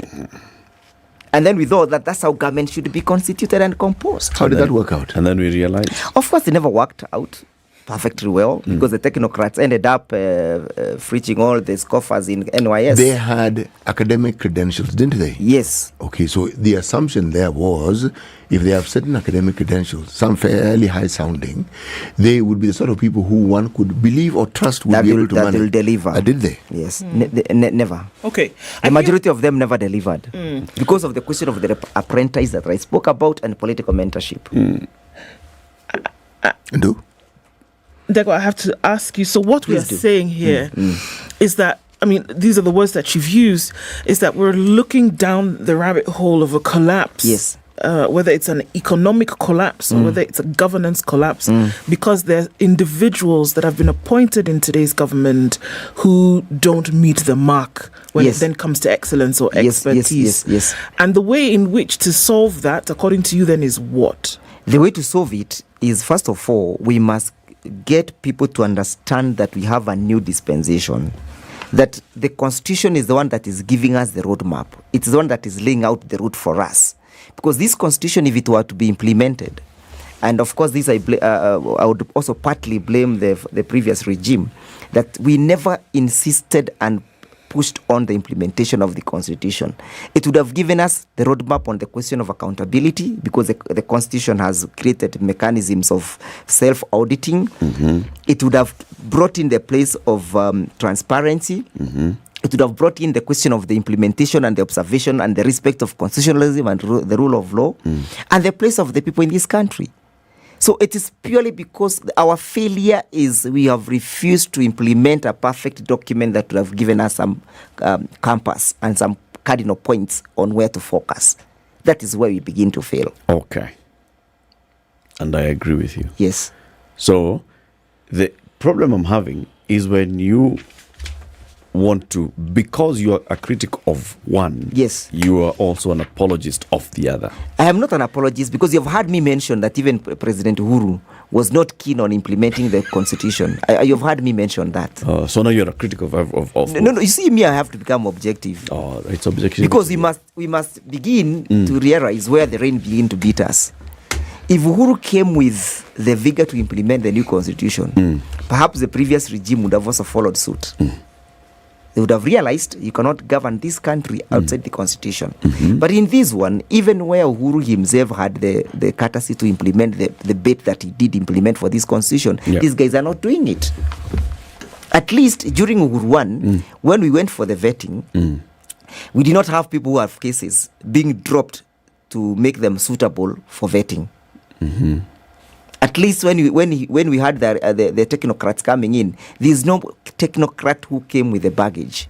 This one, the individuals who have come with baggages, most of them. And we can mention that cases had to be withdrawn to make them suitable for vetting.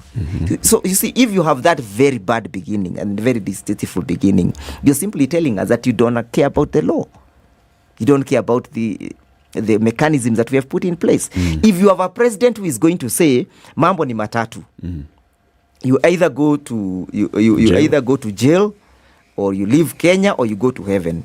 That statement, you're simply saying that if an investor want to come to this country to invest, the investor has a thinking or a presumption that in case of a dispute arising from an investment, we have institutions that will be able to handle this and resolve this dispute. Now you have said, go and withdraw that particular case that you have if you want to leave. So you're simply telling people, the signal that you're sending is, the institutions in this country cannot be trusted to resolve investment disputes. Then what will happen is the investor who then perhaps may have chosen this as one of his destiny will go to look for a country where institutions will be allowed to execute their functions. So the statement that the president is making, Mr. William Ruto, is not breathing confidence. Because you're simply telling us that we are now going to suspend the constitution, the institutions created therein, the mechanism created therein, and we are dealing with an individual here. So those are some of the issues that, Eric, we are raising. That is making. How can we correct these issues? Because like you said, we have seen them, and that's why I asked you, do we have any semblance of an honest politician in this country? We've seen them even in the Kibaki era. Yes. We still have ministers misbehaving. They were there. And the president also being accused sometimes of just breaching the law. They were there. In the Uhuru era, same. Of course, Moi and Kenyatta. Yes. We're seeing this. How do we break ourselves from this kind of mess? Because we seem to, because of coming to say that these guys are worse than the other guys, we are basically saying the other guys are a bit better. So we should bring back the other guys and remove these guys. Yes. But we are just recycling the same. We are recycling, that's correct. So how do we I think the move roadmap is beginning this kind of the conversation that we are now having. Telling Kenyans that we have to make sure that we don't get people who have schooled from these academies. Because if the next president will be from the Ruto's regime, you don't expect him to have any difference, and that is why, because even in Uhuru, there was still plundering of the resources. This government has continued with that perpetual plundering of the resources. So the civic education is one key element that will help Kenyans realize that as long as you'll keep on recycling these guys, you'll always keep on recycling the problems that you have. When you recycle along a bad leader or a wrong leader, you are recycling the problem of your school fees. You're recycling the problem of lack of medicine in your hospitals. You're recycling the problem of unfair and unequal and unequitable taxation. You're recycling the problem that you now have. So it's a call for self-introspection as we Kenyans, Eric, to ask ourselves, which country do we want to have in the future, and which country do we want to bequeath to our children? From where shall we never get had, this new leader? Remember, in 2002, the constitution was a central issue in the campaigns. Or I will get you a new constitution within 100 days. Of course, we never got it, but fortunately, 10 years later, we did get it. So the constitution, now the next regime should have been, the constitution that we got, I will implement it. It has never been an issue. So the regime that will come, or anyone will come and say, I will implement the new constitution, then that should be our darling. Not I'll give you hustlers funds. Not that serikali itakuwa ya mama mboga. Or I'll sita. All, that is completely a cosmetic way of handling and approaching governance. So for me, I'm looking at a president who will come and tell me, we shall implement this constitution. We are not saying that implementing the constitution will solve all the problems, but at least it will mitigate some of these issues that we are now having. Because that is what the Kenyans desired. So implement without amending. Implement. Well, we may amend if need arise. But at least you are even amending before implementing. You're really trying to renovate the house even before you get into it. You already have a problem with where the toilet is, where the sink is, where the kitchen is. Na hujaingia kwa hiyo nyumba, you already have a problem with it. So why can't we walk towards that constitution in the implementation and see whether we actually need to renovate it? Do you think that those who sit in positions of governance, doesn't matter whether it's at the executive or then coming down below that, or even parliament, whomever, do you think that they also have this perception which you so vehemently bring this morning? They don't have that perception. Why? Because if everybody can see, why does it preclude a few? If they have this perception of implementing the constitution, they'll not be able to plunder the way they are plundering. I'm not even talking about the constitution. I'm talking about the situation that we started, or we premised conversation on. Do you think that they're looking at the country? I mean, their words, yes, the CS has said certain things. And the president, I believe, a couple of weeks ago said, look, what we are doing today is preparing us for tomorrow. It's going to be difficult, but we're going to get there. The perception, do you think that they have seen how difficult it really is for Kenyans today? The whole issue of debt that's being paid. Imagine all the revenue that we are using today, that just over 70 of it goes towards debt repayment. You're only using less than 12% for development. Those are the numbers that we're talking about. Yes. Do you think they see how bad it actually is? They don't. Why? They don't, because for them, they have a populist approach. Remember when William Ruto was campaigning, one of the things that he was saying, I'm going to fix the economy. And he kept on saying, if you use the word fix, then from the following argument, he actually is fixing it. Yes, he's fixing it. Or should he's putting it in a fix. So, you see, of course, he's fixing it and putting it in a fix. So when William Ruto was campaigning, his agenda was fixing the economy. And he was fixing the economy away from the constitution. Yet this constitution is a full house, a self-contained, that to the extent, if you want also to realize economic gain in the country, you must work in the constitution. Because the constitution has given us the safety valves.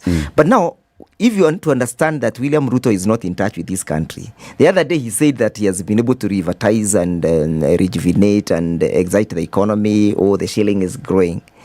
Remember, in February, he still made the same remarks. The country have been able to stabilize the economy. The other day he made the same remarks. Inakaa hii economy yake ni kama economy imekuwa mlevi. Inaanguka, inapewa restitution, inaanguka tena. Hii economy yake ni mlevi. Because it keeps on falling, rising up, falling, staggering. Comrade Nyeri, one of the things that I've been pondering over. Yes. I think that meeting that I was in earlier on, I think we pondered about this. If indeed we are on the verge of collapse, and in our country it would mean default. Yes.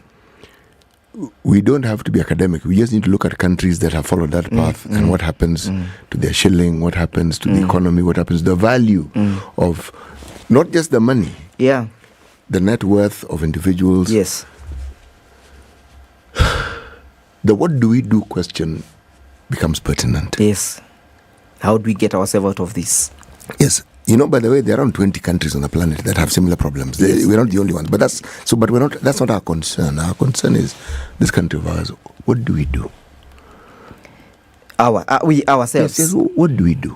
We have to get in this conversation, and a candid conversation that is led by honest people. Not people who are looking at 2027 as an as the end result. Because the reason why we're having these fictitious promises is because someone is focusing on 2027. And that is why you can see, even in the midst of these difficulties, someone is saying that, I have given out the hustlers funds. The hustlers funds, I think, 30 billion. You see? Then you're simply saying that you're putting in 30 billion into an economy, and then you want to show us how that into an 11 trillion shilling economy. Into an 11 trillion economy. Yes. And you want to show us how that one is exciting the people. So to the extent you have to bring fictitious individuals to try and stage manage and bring them to the stage that, this is one of the beneficiaries of the hustlers. This deceit. Comrade, you don't like this government very much, do you? I have no favor for it, comrade. And I am not obliged to love it. I am not obliged. However, they say in Uganda that you must learn to like the government of the day so that you may live long to love the one that you want. So that's why now City's question comes back. Yes. What do we do? How do we get that government that you love? And please don't tell us the government that we love BBI is the one that you want. It's not about the BBI. Okay. It's about Kenyans who are going to be honest. Kenyans who are going How do we identify those? That's a very difficult question for me. I don't know, because we are learning from the worst. The other day I tweeted and said, and of course this also has evidence to indicate to you that I have no love for this government, that William Ruto will not even achieve 10% of Kibaki's ability to try and have some good governance. He will not even do 10% of Uhuru Kenyatta's infrastructure expansion. But he's going to do 100% of corruption, misrule, and learning from the worst and doing the worst. Who's the worst? Let me leave that one for another day. You've given us people as examples, and the other two. But let me leave that one for another day, Eric. Okay, so that's the thing. I think it is easy, and it's easy to then, naturally, to point out the things that are going wrong. But then I think that we has to get to a point whereby we're able to point to the things that could actually go right. So when we talk about then the selection of leaders who would actually do a good job, the how seems to have eluded people for the longest time. For a long and it time. seems like it must be touch and go, really, that you cannot prescribe and then select based on that prescription. You have to try it out and see if it would actually work based on some kind of, some empirical approach. Or even just hypothesis. Or hypothetical ones. But there seems to be a perennial problem with continuing to pick people then who then just don't have the interests of the people at heart. Yes. How do you change that? I said we change that. We begin to change that by having, by Kenyans asking themselves, why are we always in this mess? We had Kibaki, was there any change? We had Uhuru Kenyatta, was there any change? We have this Christian president, is there any change? So if we don't have any change, we realize that we don't have any change because we keep on recycling these individuals. So then we ask ourselves, can we have a clean slate? Can we have a new beginning? But even the people who present themselves for an election, who can give us an alternative for the new beginning, most of the time, because Kenyans believe that you must have well-loaded pockets for you to become president, or politics has been capitalized. So even those people who mean well do not have an opportunity because they don't have the means of getting power. So the means of getting power is also an issue here, that we must be able to delink capitalization of our politics so that any person becomes viable and available for an election without commercializing the election process. To the extent that the election process has become very expensive in this country, then we have a problem. Because even people like Eric or City Muga or Ndu Okoh will not have that opportunity. And that is why people go to government to steal in preparation of the next election. I think the takeout for me here is that we must look for that alternative. Yes, we must. The solution. And seek it vigorously. Because we don't really want to default or get into the jam that we've seen this country is getting into. That's true. But the country... Thank you very much for joining Thank you, Eric. Ndegwa Njiro is a constitutional lawyer. He's a commentator. He's been our guest. Keep it here for more. In the next hour, we shall be having Kimani Ichung'wah, the leader of the majority in the National Assembly. Can I just make an observation? What's up your life?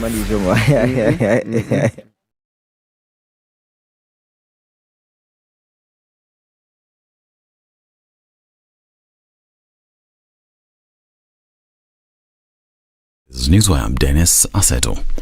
Deputy President Rigathi Gachagua has directed the Teacher Service Commission not to sack 122 interdicted teachers from Northeastern who refused to resume work over security concerns.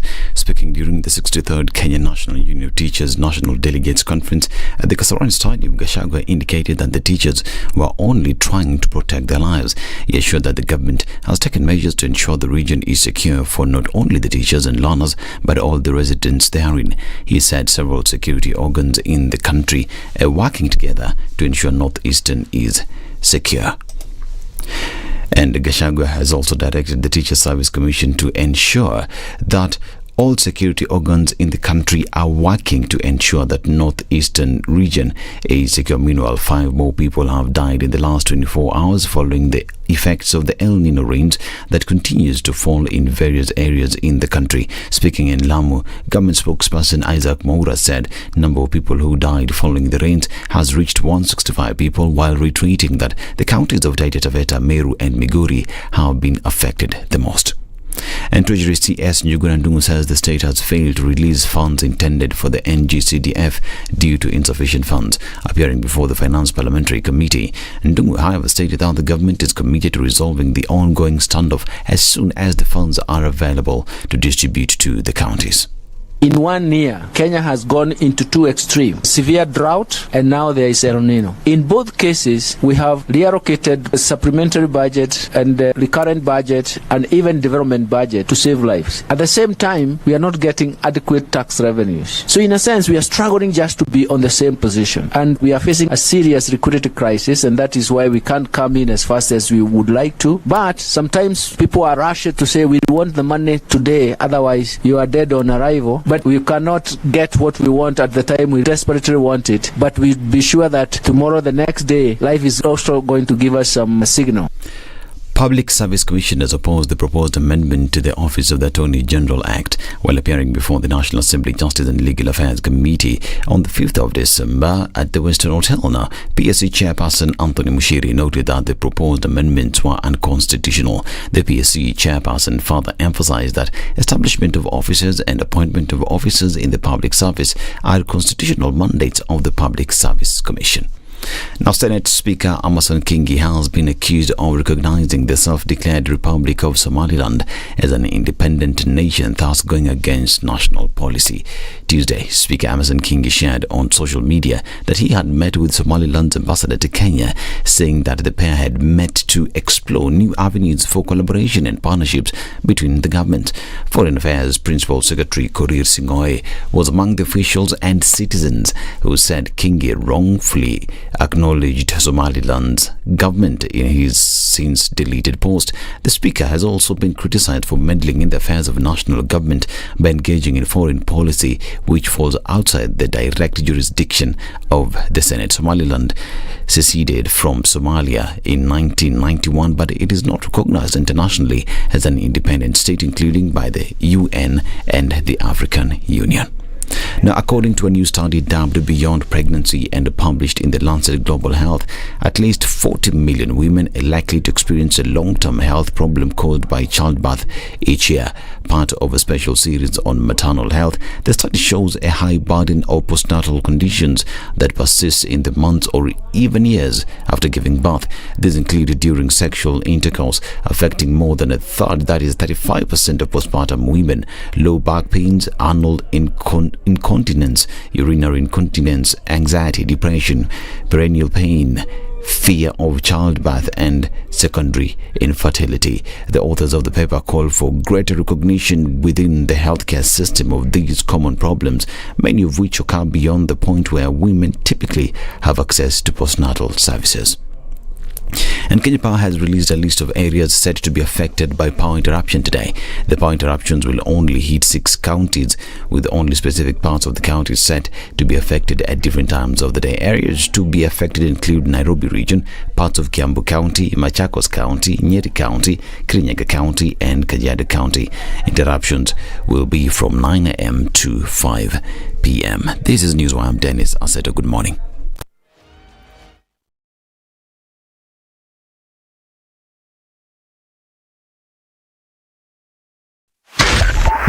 102.5 Spice FM, Kisumu. All right, there's traffic on the Thika Superhighway this morning. It's coming in from Outer Ring at the junction. That's where I see some build-up at this point. And then past your service lanes, getting towards Survey is where you'll see that bumper to bumper, and it's quite some of it. Also on Kiambu Road, it's starting to get busy. Folks are waking up a little bit later these days, or something like that is going on. Limuru Road, there's traffic there. And then coming out of Westlands, also we'll see that movement. Spring Valley coming in from Lower Kabete, also busy at this point. And there's Kitisuru. That morning traffic has started to pile up now, and that construction continues.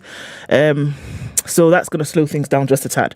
Landis Road is an absolute mess, as is then... Oh, what's this? This is Langata Road. Also looking at traffic going towards Rilo Odinga Way. There's traffic coming off of Gong Road, heading back in that direction, and then out towards Valley Road. So that's busy. So traffic hour seems to have started just a tad late. We'll keep an eye on things and see how it progresses through the morning. Let's circle back in about half hour or so and see. We'll talk on SpiceFM KE on X.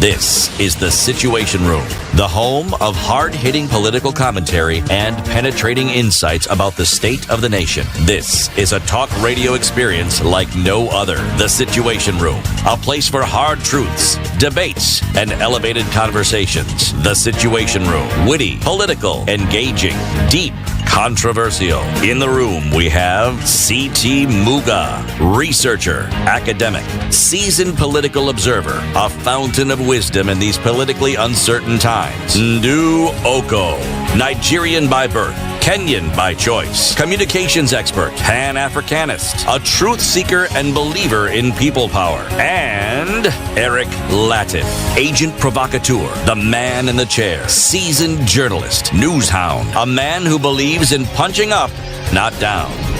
This is The Situation 7 minutes Room. after 8. Good morning and welcome to the third of Kenya's biggest conversation, The Situation Room. 20321. 20321. That's the number you need to remember. Send an SMS to that number. Just write the word Nakuru in that SMS. That's all you need. Username will call you back and they'll tell you, yes, we actually do have a development coming up in Nakuru, in Salga. This is just about 20 minutes from Nakuru city center at Salga, 300 meters off the highway. So this is just close to touching tarmac. But you see, because Salga is noisy, 300 meters, then come up with a very good real estate development there. Build your own house once you buy an eighth of an acre for 799,000 shillings. If you're among the first ones to speak to them, you can actually come down to 750,000 shillings. 80k deposit. The rest, pay within 30 days. Or you can discuss another repayment period. If you agree with username investment, you're good to go. They have done some good work there. There's a gate, there's a perimeter wall, they're sinking a borehole, power is already on site, they've done the roads, the road works in there, they've earmarked some areas there for the community. You can put up a home, a school, a kindergarten, a health facility, a playground, social hall for the community, all those things. Just go there and start building your community. 20321. Send the word Nakuru to that message. So now we are joined by the Member of Parliament for Kikuyu Constituency. He is the leader of the majority coalition in the National Assembly, the Honorable Kimani Ichung'wah. Good morning, Mheshimiwa. Good morning. Welcome to the hot seat of the Situation Room. Asante. Good to have you here today. Karibu sana. It's been a while since you were last here. Oh, yeah. It was before the budget. Before the budget, before the national dialogue. Before national dialogue. There's a lot that's happened since then. A lot. We'll talk about it soon. City has the day's proverb. This week the proverbs are from Eritrea. Yes.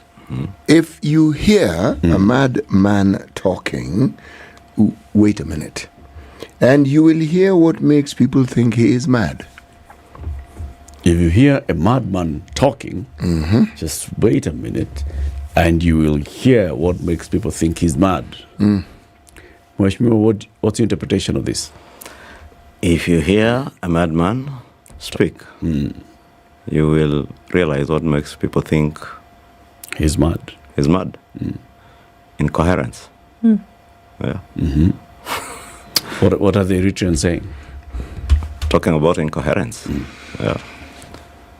No normal man speaks things that are coherent, things that make sense to anybody else other than himself.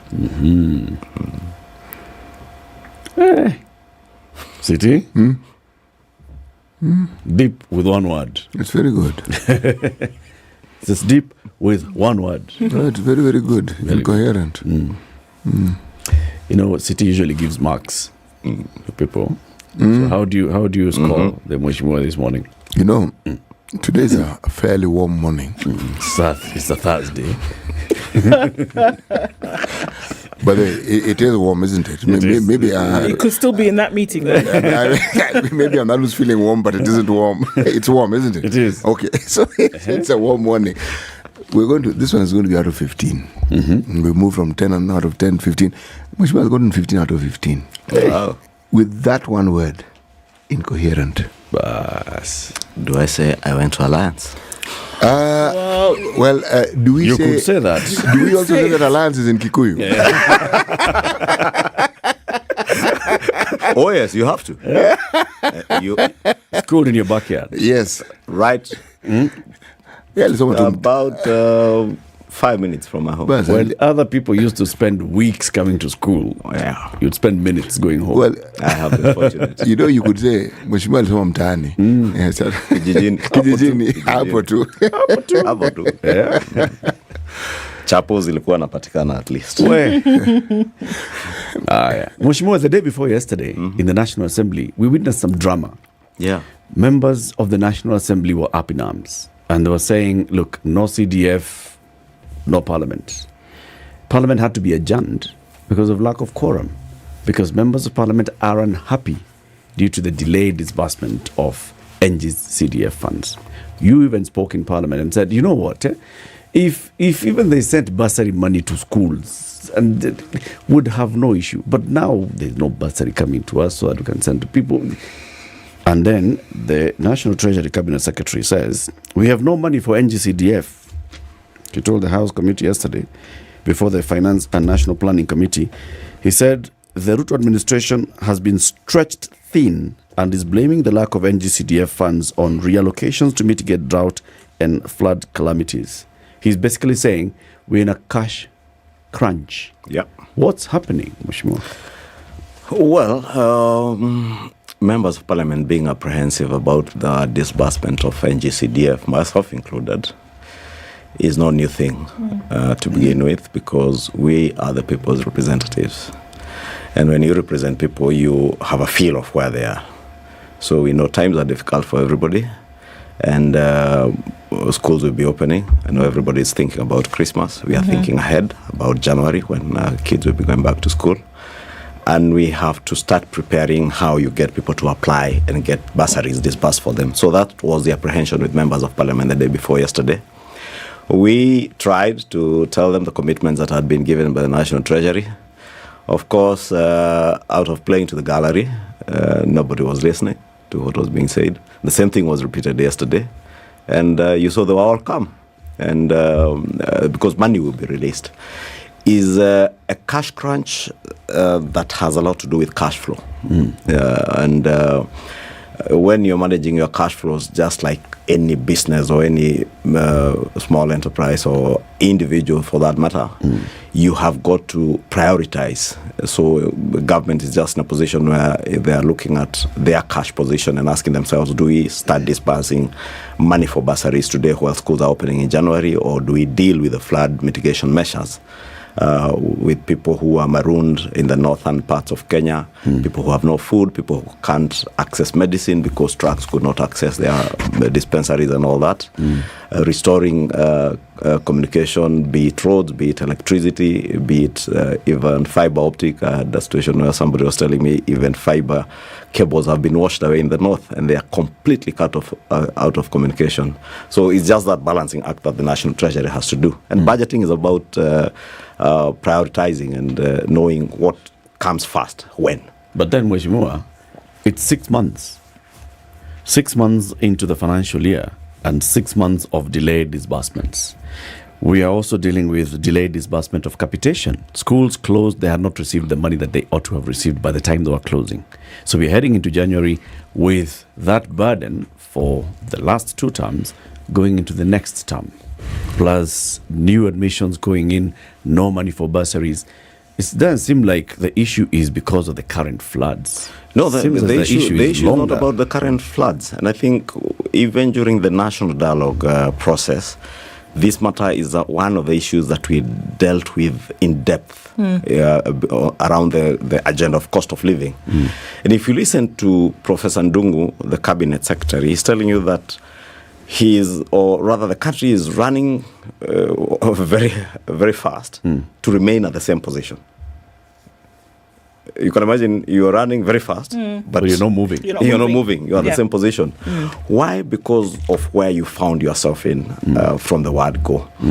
And principally, if you listen to him, he will tell you, and I am also of that view, there have been missteps on macroeconomic policies and the economic management of our country in the past, and we found ourselves in a very deep hole. That deep hole, people have always politicized it when you said that we were in a problem. You remember when the deputy president said in Kasarani during the inauguration day that we have found empty coffers, this country is in deep trouble. People took it as a political statement. I think it's only now that people are beginning to appreciate then that things were really that thick. I had problems. People have problems with Professor Dr. Devin D. When he said in one of his tweets, Sunday tweets. Yes, I don't know if they're on Sundays. I know others who tweet after midnight. But he said, "How I wish we lost this election." And people never got what Professor D was saying. It was some level of sarcasm, him asking, if only Kenyans knew what it has taken this government to remain afloat, not to sink. Countries around us are sinking. Ethiopia, the other day, announced they are unable to pay their debts. Ghana did that, I think, late last year. We are telling you by the end of this December, we have to settle the first $300 million of our 2014 Euro bond. And we are telling you that we shall not default on our loans. Those positive signals in the economy are making a difference on even the support we are getting from the multilateral donors. You heard the other day World Bank commit to give the country $12 billion over a period of 3 years. That's about 1.8 trillion shillings over 3 years. IMF committed to, I think, $938 million. That's another 100 and something billion. And that tells you that the country is signaling that you are on the right trajectory in terms of macroeconomic management. And fixing an economy, Latiff, I'll tell you, is not a walk in the park. Therefore, the situation that we are in did not begin with floods, did not even begin with the drought. It's a situation that has been built up over time. Some of us saw this coming. I'm a student of economics. I am a former chair of the Budget and Appropriations Committee. Yes. I was fired after 18 months, although many Kenyans, I don't know if in jest or in an attempt to tell you are part of the problem.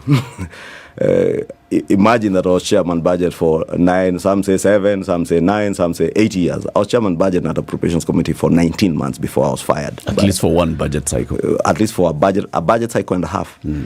And I have challenged any Kenyan who thinks otherwise to access the Budget and Appropriations Committee reports. I authored at least 4 or 5 reports to the National Assembly, public documents.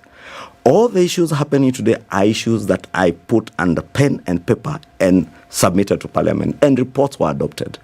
When it became too tough, I was fired because there are certain things I said I shall not do. And that was a point of fallout between me and the former president. And therefore, we are not in a situation where we just landed from nowhere. It is a situation we have created over time. Even the debt hole you talk about, you are saying today that you're spending 1.1 trillion shillings out of your revenues on debt repayment. That debt wasn't incurred last year or in the last 12 months. It's a debt that you have accumulated over the last 10 years. Remember, I don't know if it's the Standard of the Nation I saw the other day, one of the papers, enumerate where President Mwai Kibaki left this country, where he found this country in terms of debt level to where he left, where President Uhuru Kenyatta in 2013, where we found this country because I was in that administration, where we left in 2022, where President William Ruto has found this country, and where we are. And if you look at those figures, if you have an analytical mind, you can tell clearly where the problem is. Also, and the problem debt is largely we'll come in the back into that. I just want to clear this one out because we're talking about now a liquidity issue. Like you said, it's a cash flow management challenge that we're having. And it's not new, it's been there for a while. That tells you that the government is not collecting as much as it was hoping to collect by the time we are getting to the end of a year or a month. So it's also telling you the state of our economy in terms of people being able to remit their taxes to government. But we are not hearing anything that is going to address that. Nobody is listening.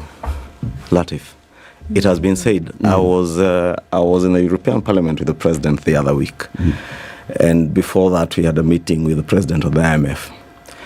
And in that meeting, the President of the IMF was talking to the European nations and telling them whether you like it or not, all the European economies, you must begin improving your tax collections.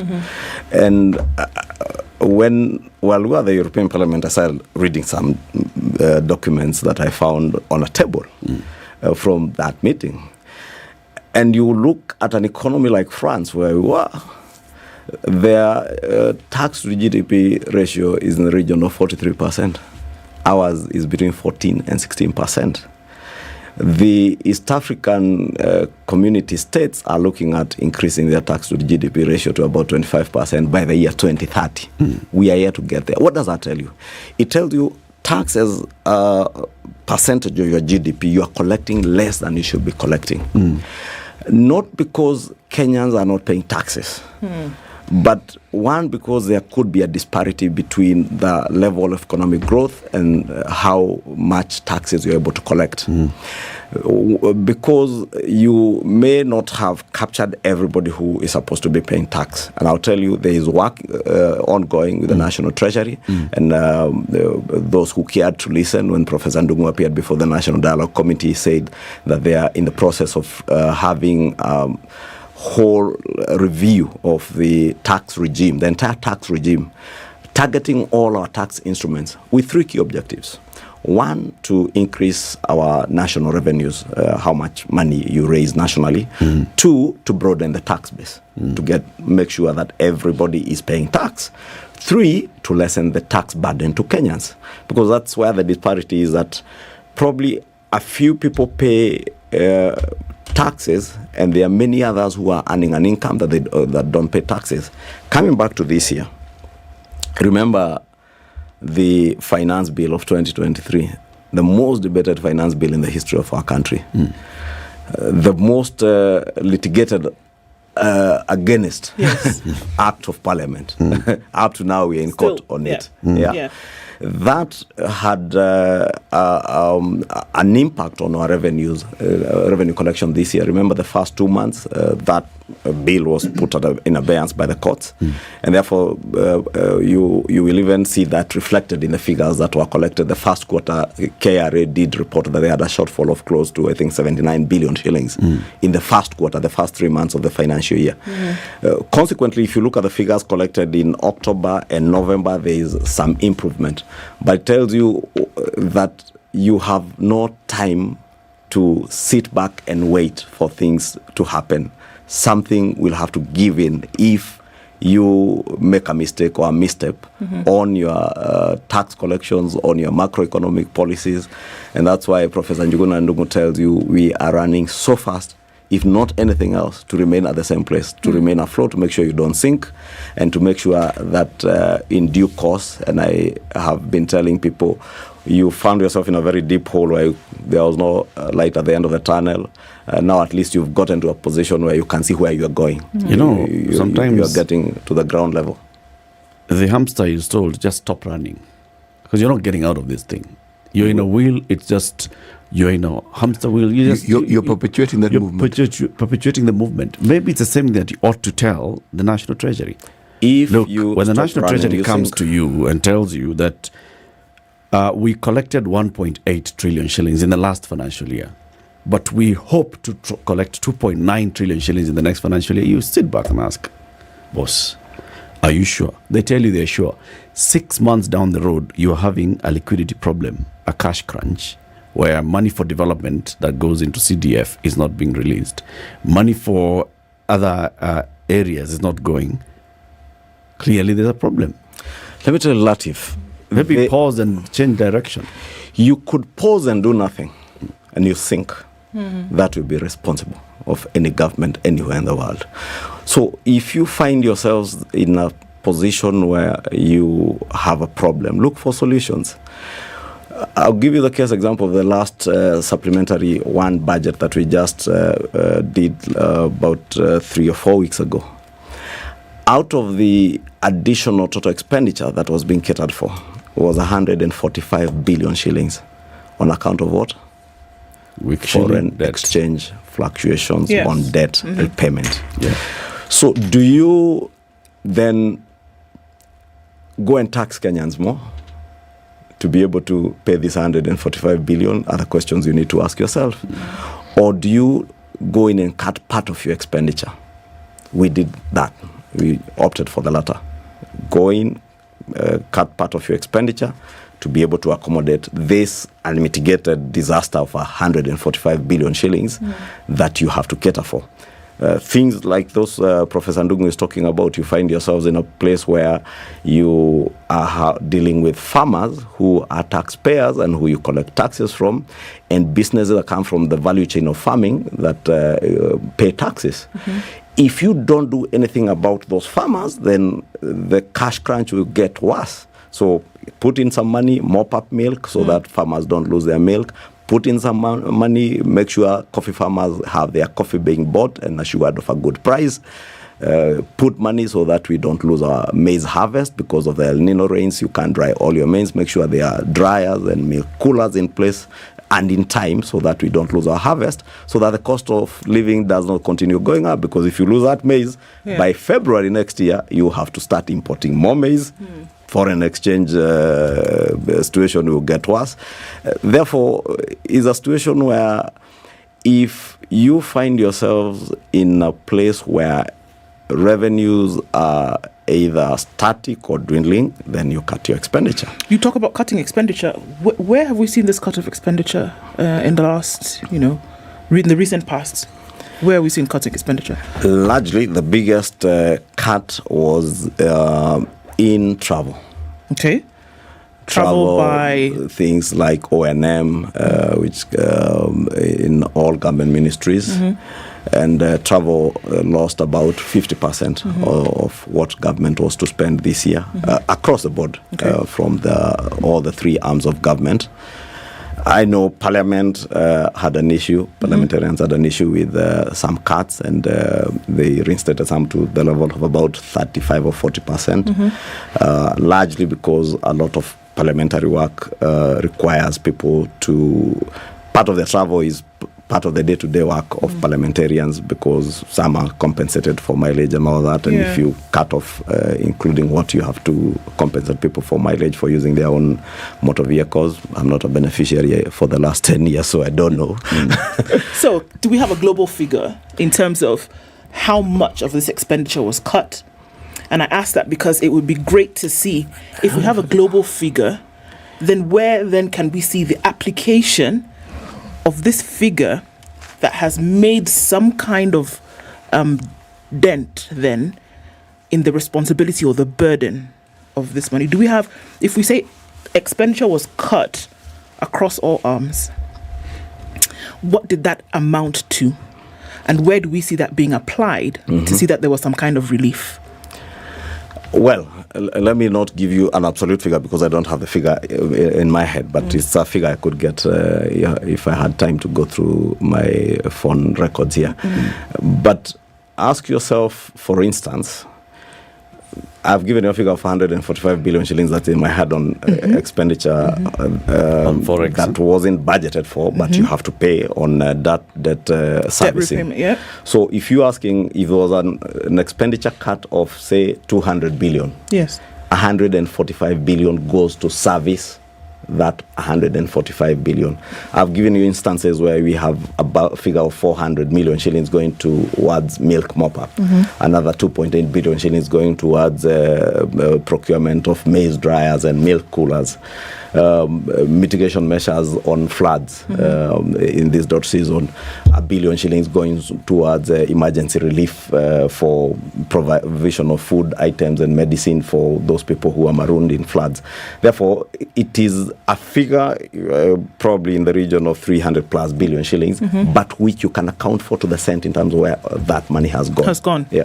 And we can see the repetition of the same as we go into a cycle whereby we go into the next 3 months, for example, and across the different arms, and an expected amount which was pre-budgeted now is cut, and then we can see that money then going into something else. Over time, we should be able to see that, right? I'll give an example. When we talk about the dehydration of milk and, the freezers and all of this, we should then be able to see in the mid to long term, the money that was saved as a result of that, and then actually, because we keep saying $100 billion, 100 billion shillings should be felt in the economy. If you put 100 billion into the economy today, we should be able to see the results. It's not because Kimani Ichung'wah said, we should be able to see it, isn't it? Precisely. And I'll give you the case example that you have mentioned about milk and maize farmers. If you don't put in 400 million shillings to mop up milk, what will happen? We'll throw it in the rains are good. There is overproduction of milk. Milk prices will drop to the region they were in 3 years ago of 15, 17 shillings a litre. That will be felt by the farmer who is producing that milk. The maize farmer who has bought fertilizer, who has put in labor, who has tilled his farm, produced maize at an average cost maybe of 3,000 shillings. If that maize goes to rot because he could not dry that maize, you will feel it. That maize farmer will feel it. You and I who are not farming maize will feel it because you will not have maize to grind for maize flour. Maize flour prices, Kenyans today have forgotten that a year ago maize flour was at 240 shillings. The least you could get a packet, the cheapest packet of maize flour was at 210 shillings. Today the cheapest is at 135 shillings. That did not just happen without strategic and deliberate measures being taken by government. When we came into government last year and we sat, I remember before the president was sworn in, the day after the Bomas debacle and he was announced as a winner, we had a 3-day meeting with officers in the National Treasury, including the former cabinet secretary. In fact, the last 2 days, we threw out the former cabinet secretary from the National Treasury from those meetings. Because we realized officers in the National Treasury were withholding information when the minister was seated there. Because of the state capture that persisted then. You remember issues like the telecom haste of 6 billion shillings in the last 2 days before the elections would never have come out had we not had those meetings. Therefore, we had a deeper and greater appreciation of the state of the economy.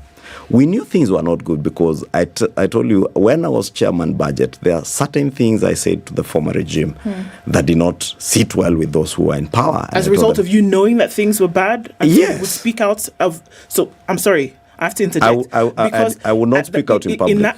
In that position, because this is the thing that we keep talking about what was found without looking at the responsibility of what was going on at the time. So Precisely. I'm interested to know that in the specific position in which you were in at that time, if things were going down the drain, was there a clear position that was taken in, folks?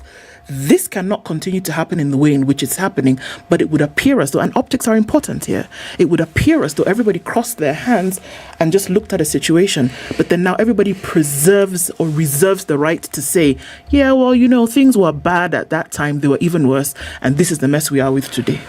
I'll tell you again, and I'll refer you to facts that exist. Go to the parliamentary Hansard of June or early July, the year I was fired as chairman budget.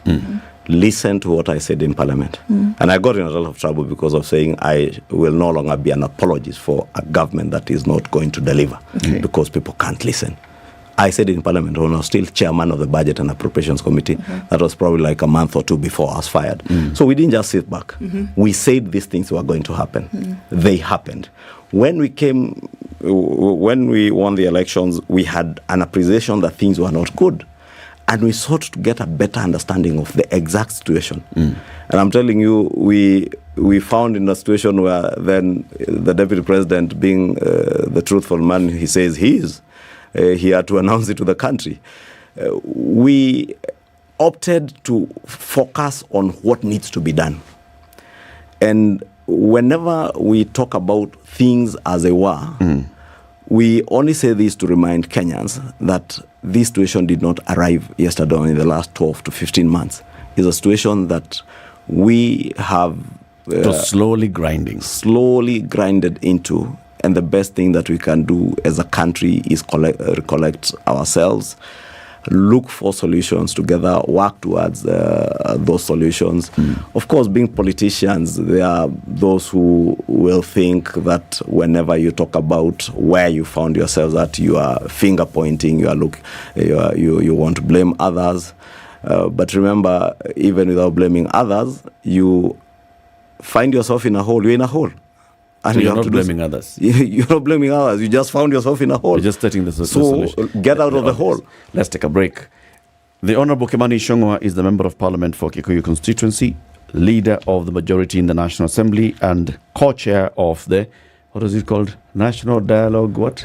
Former co-chair. It's over. It's over. Aye. Immediate former chairman. Immediate former chairman, yes. Okay. Of National Dialogue Committee. That one. Ndu? Fly Emirates. All right, let's fly with Emirates, shall we? And when you do that, as you're coming towards the end of the year, we all love a holiday, but with a long flight, you need a lot to keep you entertained, don't you? Once you see the endless entertainment on board Emirates, you might wish your flight was just a little bit longer. So imagine this, you're on board, you sit back, you relax, and you choose from up to 5,000 channels. That's right, it could be your movies from Hollywood, a comedy box set, or even live sports. And you can watch it all on the biggest screens in the sky. Or if it's your music that's your thing, you can create your own playlist and have all your favorite artists or good old classics. You get so much more when you travel in Emirates economy. Fly better with Emirates. This is the Situation Room, the only way to start your day. Good morning, and I love your show. Thank you. Having come from a Kikuyu radio background, I migrated to Spice because of the content. I was born in a slum, but somehow I got a break in life. So sometimes when you see the sweating coming out because of the passion and whatever it is, behind the noise, there are people, and we share the same umbilical cord. It shouldn't be like that. I am so disappointed. We used to tell Honorable Raila Amolo Odinga that he's doing politics of conmanship, and even President Uhuru Kenyatta, serikali hii ndio iko na conmanship ya hali ya juu. You cannot promise people that you reduce tax, then you double. In politics, there is the issue of trust. For you to turn around and then stab The same people who gave you that trust, there is no other level of dishonesty. Na hii mambo utaona dunia tu. The Situation Room, Kenya's biggest conversation. All right, sunny conditions in Nairobi this morning. We'll see highs of 26. We'll see highs of 26 as well. In a sunny Nakuru at 16, and it's 16 and sunny in Nyeri with highs of 25. 25 will also be the high in a sunny Eldoret at 14. And Mombasa is sunny at 28 with cloudy conditions at 29 in Malindi. Kisumu is sunny at 24, and at 19, Kakamega will see sunny skies through the morning. Out into Kampala, it's mostly cloudy at 20, and Dar es Salaam is sunny at 29. 15 degrees and mostly cloudy in Johannesburg with highs of 25, and we'll see highs of 32 in a sunny Mogadishu, 13 and sunny in Addis Ababa. And Lagos this morning is clear at 24 with cloudy conditions at 23 in Kinshasa. Mature, intelligent talk every morning. Spice up yourself.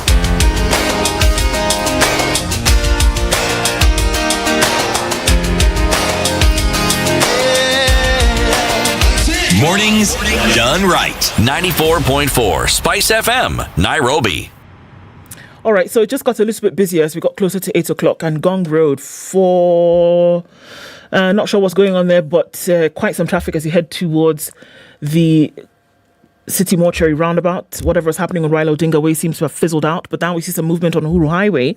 Getting out into the city, Landis is bumper to bumper, heading out towards Kamkunji, and the Thika Superhighway just continues ebbing and flowing with traffic as you're getting towards the Pangani Underpass. Limuru Road is busy, and you're looking at Globe Cinema at the overpass with quite some movement there. We're in traffic hour proper. We'll see what happens in about half hour or so. Let's talk on SpiceFM, KE on X.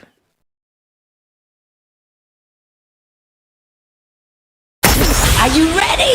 Okay. Spice FM. Mature, intelligent talk every morning. Spice up yourself.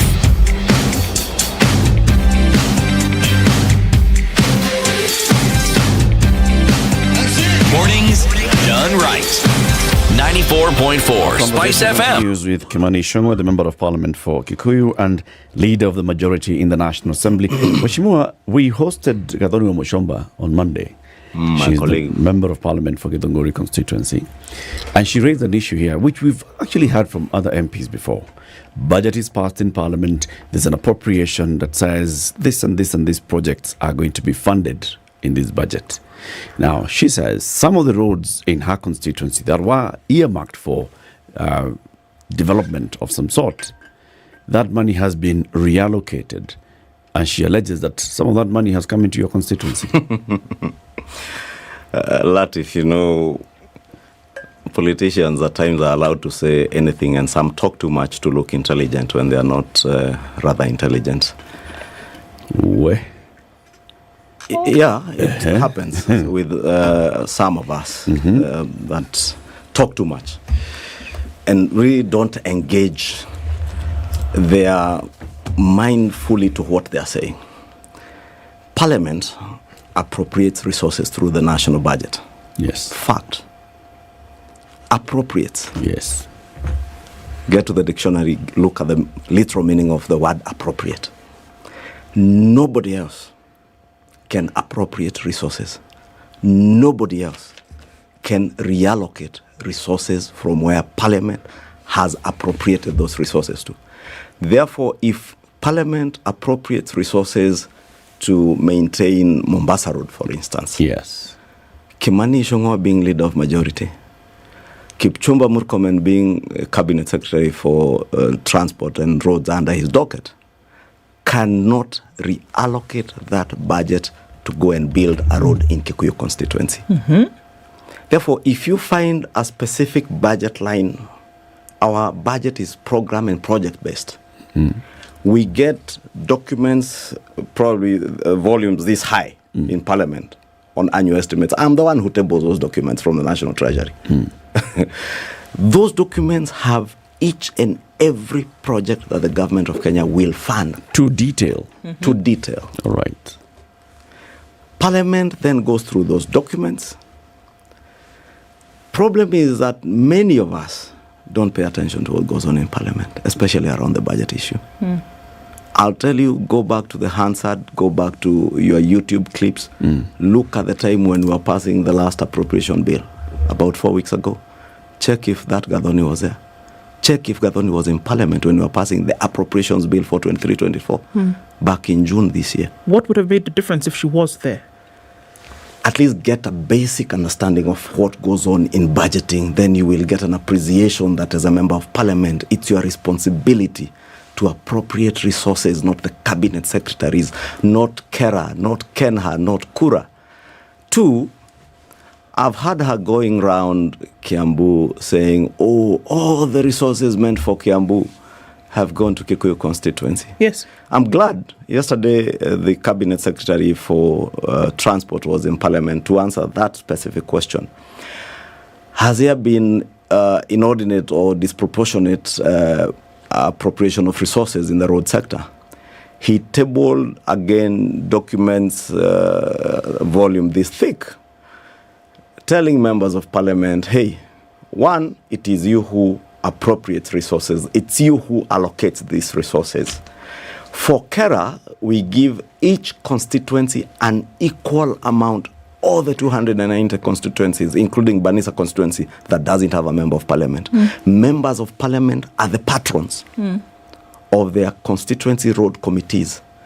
As member of parliament for Kikuyu, not as majority leader, I am the patron of the Kikuyu constituency roads committee. This year I got 64 million shillings last year. I'm getting 69 million shillings on the 22 and 10% Kera allotment. What happens usually? You will look at the number of roads in your constituency. You will decide, I'll prioritize this, that road. What have I done, for instance, and I'm glad the minister made Kikuyu as a case example in parliament.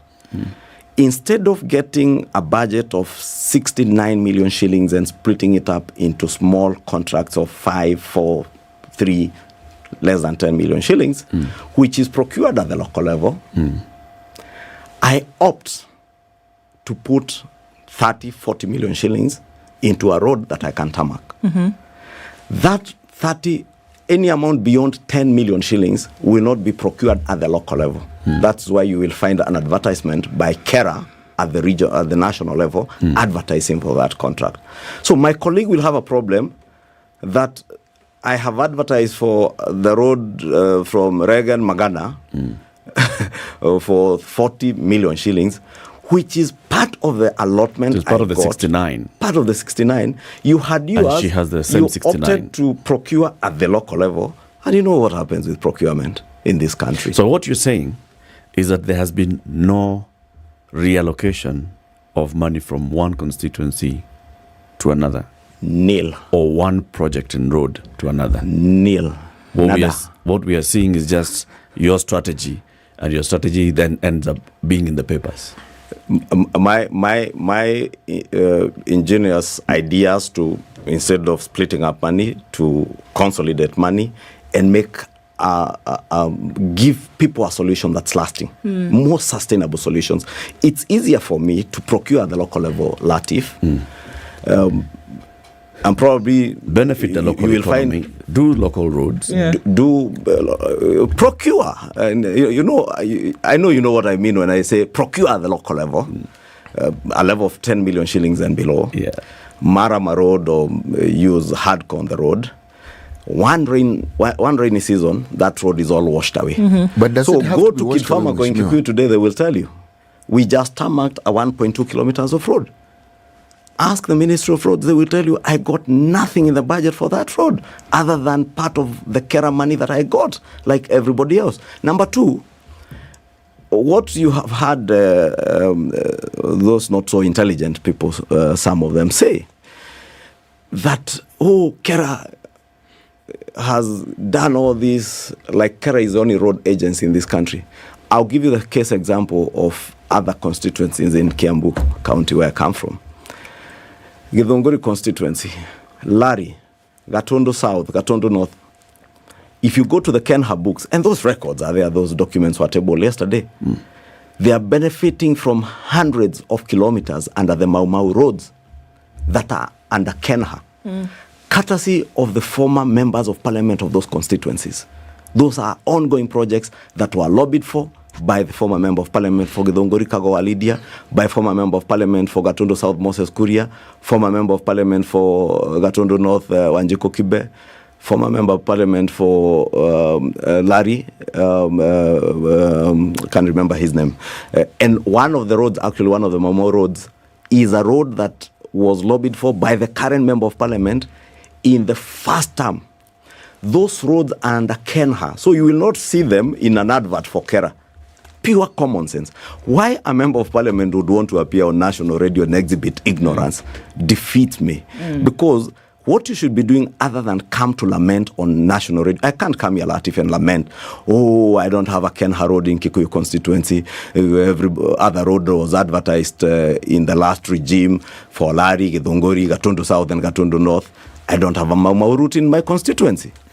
I then look at, that is what they did with Kenha. What can I do with Kera? What can I do with Kura?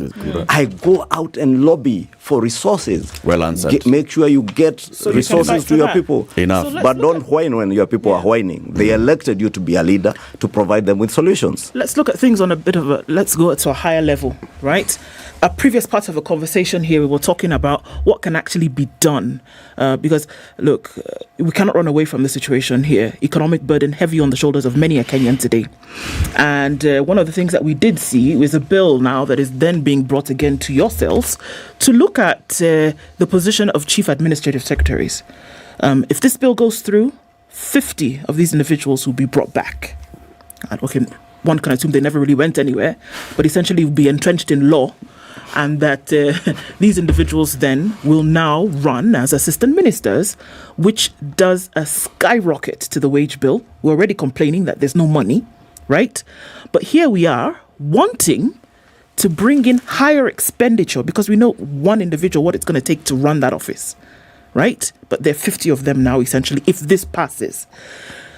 It flies in the face of logic to then say that here is a country that's already grappling, even with your own admission, but then we're going to come and try and entrench something in law that will take the wage bill and shoot it through the roof. I'm curious as to what your opinion about this is. You will appreciate the situation that I am in. And remember, when I sat here, looked at all these newspapers without reference to any particular media house, and I said, newspapers.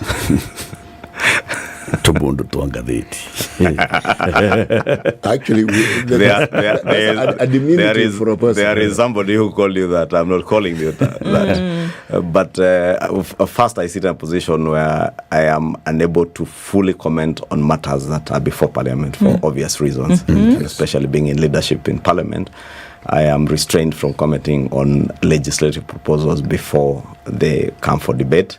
But I'll tell you, those are legislative proposals that come from the executive. Our work as Parliament is to be able to look into those legislative proposals, see if they make sense for the country.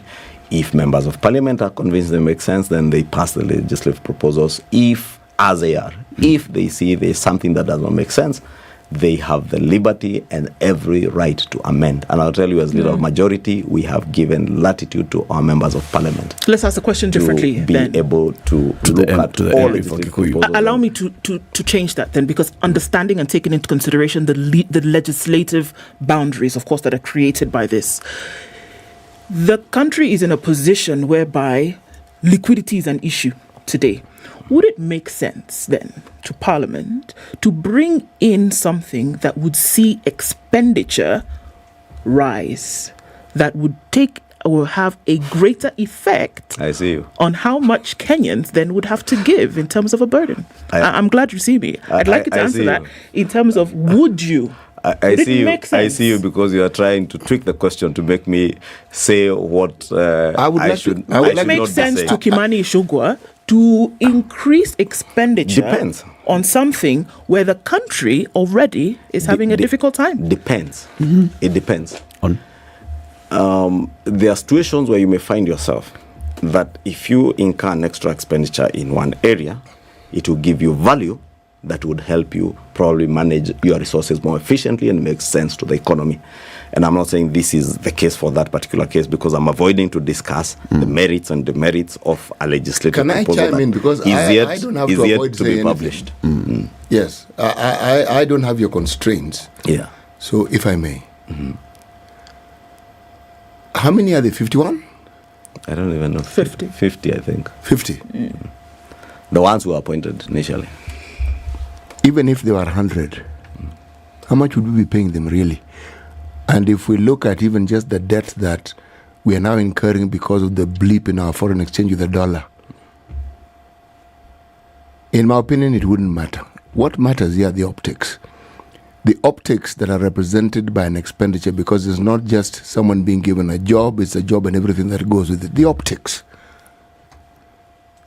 The argument that you put across that perhaps it is a good thing sometimes to spend, yes, actually it is a very, very viable argument.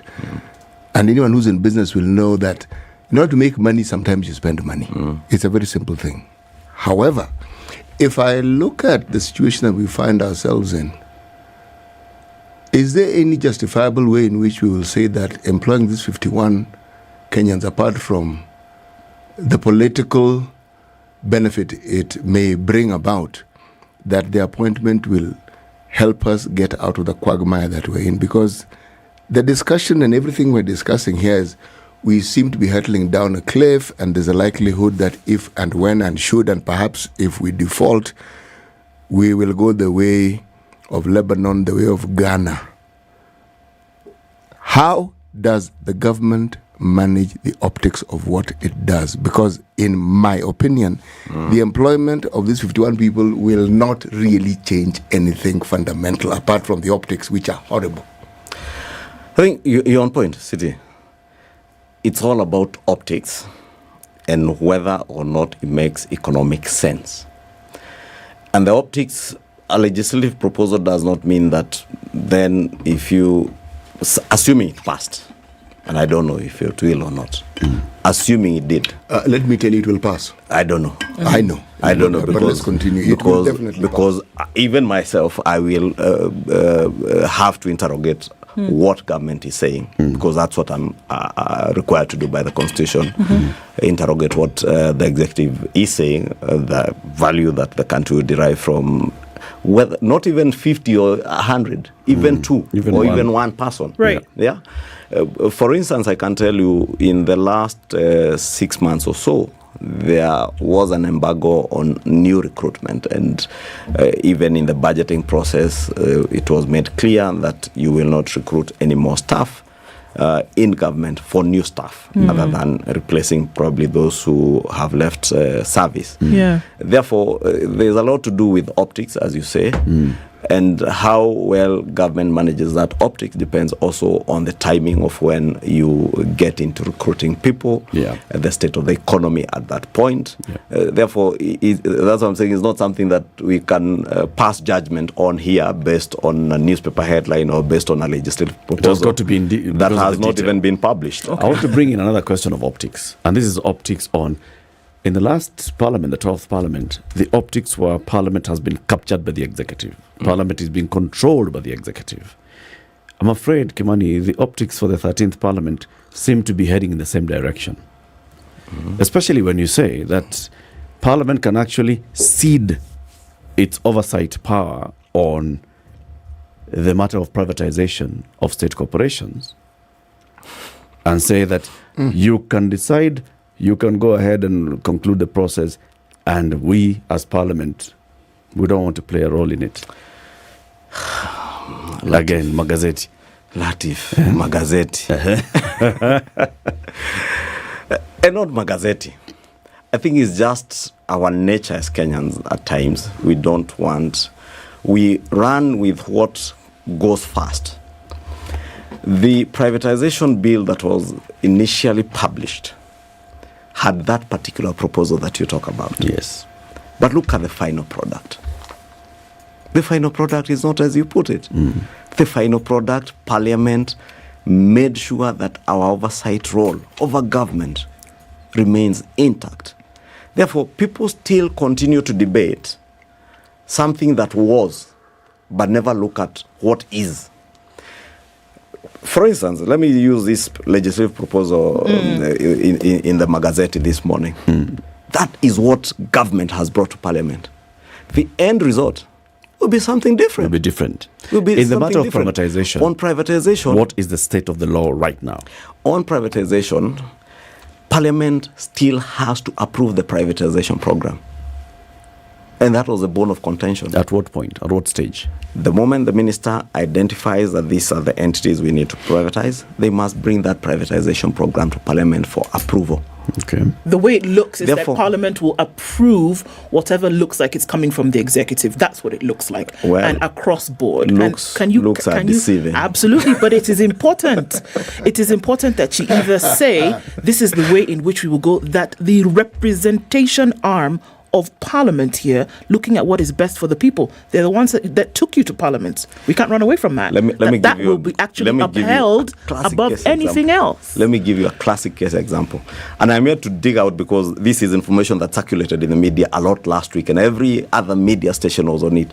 Oh, we are selling KICC. Please don't sell KICC. Yeah. And pipeline. And pipeline. And KPA. And KPA, I don't know, and who. Kenya Seed. If you look at the Privatization Act, it gives you various avenues of privatizing institutions. For instance, and I used this example somewhere else last week, I said for KICC, government spent a few billion shillings to refurbish KICC for the climate change summit. Was it this year? It was this year. It was this year. Early this year. A lot has gone on cities. Early this year. It was early this year. Sometime this year. Yeah. It tells you how my life is. It was in the second half of this year. It tells you how my life is. You lose sense of time. Yeah. And the billions that were put in. I remember I accompanied the president one night at about 11 p.m. to inspect the works that were going on. And we were there to about midnight. It was about a week before the summit. And I told the president, Your Excellency, one of the problems you'll have with this building after this summit is maintaining this building in the state that the military has left it. And I am also of the view that we are underutilizing a huge resource that we have right in CBD. I was involved in the purchase of this place from Lima Limited when I worked with the Standard Group. It never made sense to many people when the management wanted to move from INM in CBD to come to Mombasa Road. People were moving out of CBD. Today, with the expressway, people are getting back to CBD. Look at how many hotels have closed around the CBD, Hilton, Intercont, and all that. Look at the situation of the conference facilities in Kigali, for instance. Compare that to Kenya. KNCC was a premier conferencing center in Africa. Where does it rank today? What if I got a strategic investor, maybe a hotel, chain of hotels group, who would come and run KICC probably as a hotel and conferencing facility and pays rent to government? That is a form of privatization, but you have not sold the building. And you will derive more resources into the economy for the benefit of the Kenyan people rather than leaving KICC. Who is KICC's tenants today? Who are the KICC Parliament. tenants? I think close to 70% is Parliament. How much do they pay? I'll tell you, peanuts. How much more would you get? Case example of the sugar sector. The communities in Western Kenya and parts of Nyanza where they grow sugar, they are telling you, don't sell our factories. Don't sell our land. This is our ancestral land. Government listens. And you tell them, fine, instead of selling, lease the factory to somebody who has a capital that they can come in, inject into that capital, modernize the production machinery in that factory, be able to support the outgrower community around the factory, be able to buy sugar at better prices, sugar cane at better prices, get more value to the economy. That is a form of leasing. Therefore, I just want to disabuse the notion that when you talk privatization, you're talking about an outright sale. You could have an IPO where Kenyans are given the option to buy into some of these companies. Like we did with KCC, for instance. Yeah, like we did with Kengen, like we did with Safaricom. KCC, for instance, you could sell off shares to dairy cooperatives and they own, or for instance, let me speak for Fresha, which is in my county, in Githongori constituency. Fresha could come in as a strategic investor in new KCC. And derive greater value for the farmer, milk farmer, not just in Githongori where Fresha is domiciled, but also milk farmers in Kikuyu, in Kwale, in Kinangop, and also give me and you better benefits and better value for our shilling by giving us milk that is cheaper in our supermarket. True. Therefore, There please... are many options of this. When the government releases a list, should it release a list with the preferred options that it's taking? At what point then shall option A be preferred for this particular entity against option B? And at what point shall the people's representatives then chime in and the people's representative will come to us? Let me say this, and I'll say this without with the benefit of not having facts at hand.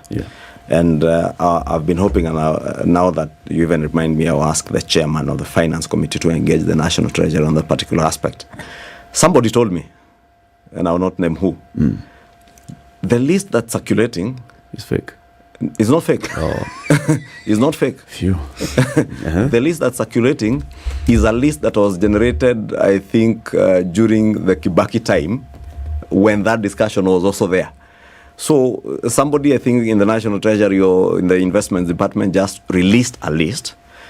But when I would want to plead to Kenyans to await the privatization program to be done, and that list will be submitted to Parliament, that is when we can authoritatively say we want to sell off this or that parastatal in using this model, whether we want to list this one, whether we want to do an IPO for this one, whether we want to look for a strategic investor. Because part of, and this is a discussion again we had in the National Dialogue, and I was surprised to hear people, I was seated with the National Dialogue now turn around and spin a political narrative around this issue. Because it's not lost on anybody in this country. We are gobbling up hundreds of billions running parastatals that government has no business running. Why, for instance, should government be putting in money into KICC when KICC ought to be giving money to the exchequer? Those are basic, simple economic things that nobody needs to go to an economics class to know that if something is not giving you value, tweak it in a way it can give you value. Mheshimiwa, we understand that, of course, you have a meeting to attend. There's a sitting in Parliament. Yes. That begins at 9:30. So final question. Let us come into the National Dialogue conversation. You released the report after many sittings, back and forth, saying let's even suspend the sittings and go and talk to our principals and come back and speak with one voice. You release a report and then the voices are different. Did you, in the final moments of preparing your report, speak with one voice, with all members of your dialogue team, with all your advisors in the technical committee? We did. I've seen my good friend, former Cabinet Secretary Eugene Wamalwa is the only person who did not sign our report. And I tell people where I come from, there are three things I don't like. One of them is lies and dishonesty. The last meeting of the National Dialogue Committee on Friday, 24th, Eugene Wamalwa was part and parcel of all our deliberations when we agreed on all issues. He was present at the meeting? Present, active, alive. And he signed the attendance? Signed the attendance. Had lunch with us. On the lunch table, right here, Hilton Garden Inn. He told us, gentlemen, I have a flight to catch. I'm going to Kinshasa. Since we've agreed on everything, if I'm able to come back tomorrow, because we had said we will now give the technical team and the secretary time to finalize the report, then we come back on Saturday for the launch of the report. Their team was going to brief their principals that evening. He left on the promise that he's going to Kinshasa. If he's able to come back, he will come and sign, since we have agreed on everything. When he left on Friday evening, we met again on Saturday. They went and briefed their principals. One of their principals, you can guess which one, threw a spanner in the works. They wanted to change a few things that were already agreed on around the cost of living. Why? For a political narrative. When we sat down again on Saturday morning, midday to be precise, because we had agreed we meet at midday, we looked at the issues that were being raised from the briefing of their principals, and we agreed on a number of things.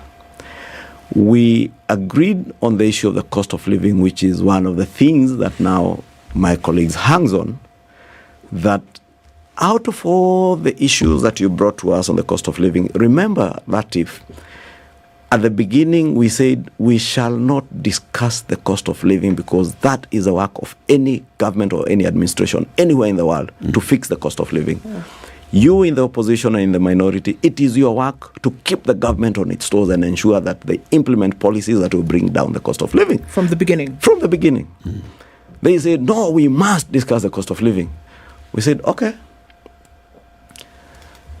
And mind you, in our team, we never needed to consult the president. And he told us in no uncertain terms, never step in here to consult me. You are leaders, make decisions for your country, in the best interest of the country. We never ever went back to the president to consult him on any issue. We would retreat, we would consult our colleagues, what do you think? We would make a decision. So we said, well, why fight over an agenda? The bigger picture is what is in the best interest of the country. The president has told us, make decisions as leaders. So we made a decision. Let's not fight over an agenda. We had 5 agenda items, bring all the 10 agenda items. That's how we settled on even discussing the cost of living. In the last minute, they wanted to revert to our original position. We told them, but hey, gentlemen and ladies, you came with proposals. We agreed to many of them. We enhanced, for instance, I can tell you on some expenditure cuts, they were proposing 30% cuts. We would tell them, no, we want 100% cut on this one. Then we agree, no, let's do 50%. Together. 2 items we disagreed. And we said, fine, gentlemen and ladies, we have disagreed in principle on 2 issues. Reduction of VAT on fuel, scrapping of the housing levy. These 2 matters are subject to litigation in court. Let us leave it to the courts to decide. And you will state your position in the report, and it is there in the report as emphatically as you can. We will put our rebuttal and our reasoning on why it is not feasible to do what you are asking in the report. We had very many divergent views, and that's why we said from the beginning, we will agree on everything, or we could disagree on some issues, but that is no reason for anybody in this country to fight. We must rise above our parochial political interests and do what is in the best interest of the country. And I must thank all the members of the National Dialogue Committee because they rose to the occasion, together with my co-chair, Vice President Kalonzo Musyoka. I must thank the appointing authorities, the former Prime Minister Raila Odinga and President William Ruto, because they really have allowed us, many of us even being much younger leaders than them, to grow into leadership and to steer a process that will make things better in this country. However, that we will not have to fight on everything that we disagree on. The leadership of Azimio, led by Raila Odinga, then came out with a statement and said, throughout these talks, you on the government side kept shifting goalposts, placing stumbling blocks, left, right, and center to all their proposals, majority of their proposals, especially those that touched on the ordinary mwananchi, the cost of living. Let me ask you. It says many of these proposals that they were bringing to the table, you'd shoot them down and say it's your responsibility as government, this and the other. And others that you agreed on are just clear to anybody who was just read English that they require a referendum. For example, saying that you need an office of a leader of opposition. That's just changing the structure of the executive. By the way, to correct you, Latiff, it's their proposal to get into a referendum. Our proposal is that we can do this through the parliamentary process. That is one of the points of divergence, and that's why we say we don't need to fight. You have a different view, we have a different view. We all agree on the need probably for creating those positions. The route is the point of divergence. On the cost of living, I would challenge anybody in Azimio, and maybe, I don't know if you're putting words in their mouth, because when I listened to what the former Prime Minister said in their press conference, they said, and I remember even retweeting what was reported that he had said, that it is a good start, but it's unfinished work, which is a fact. It's a good start. And I retweeted that and I said, former Prime Minister, every good journey begins with a good start.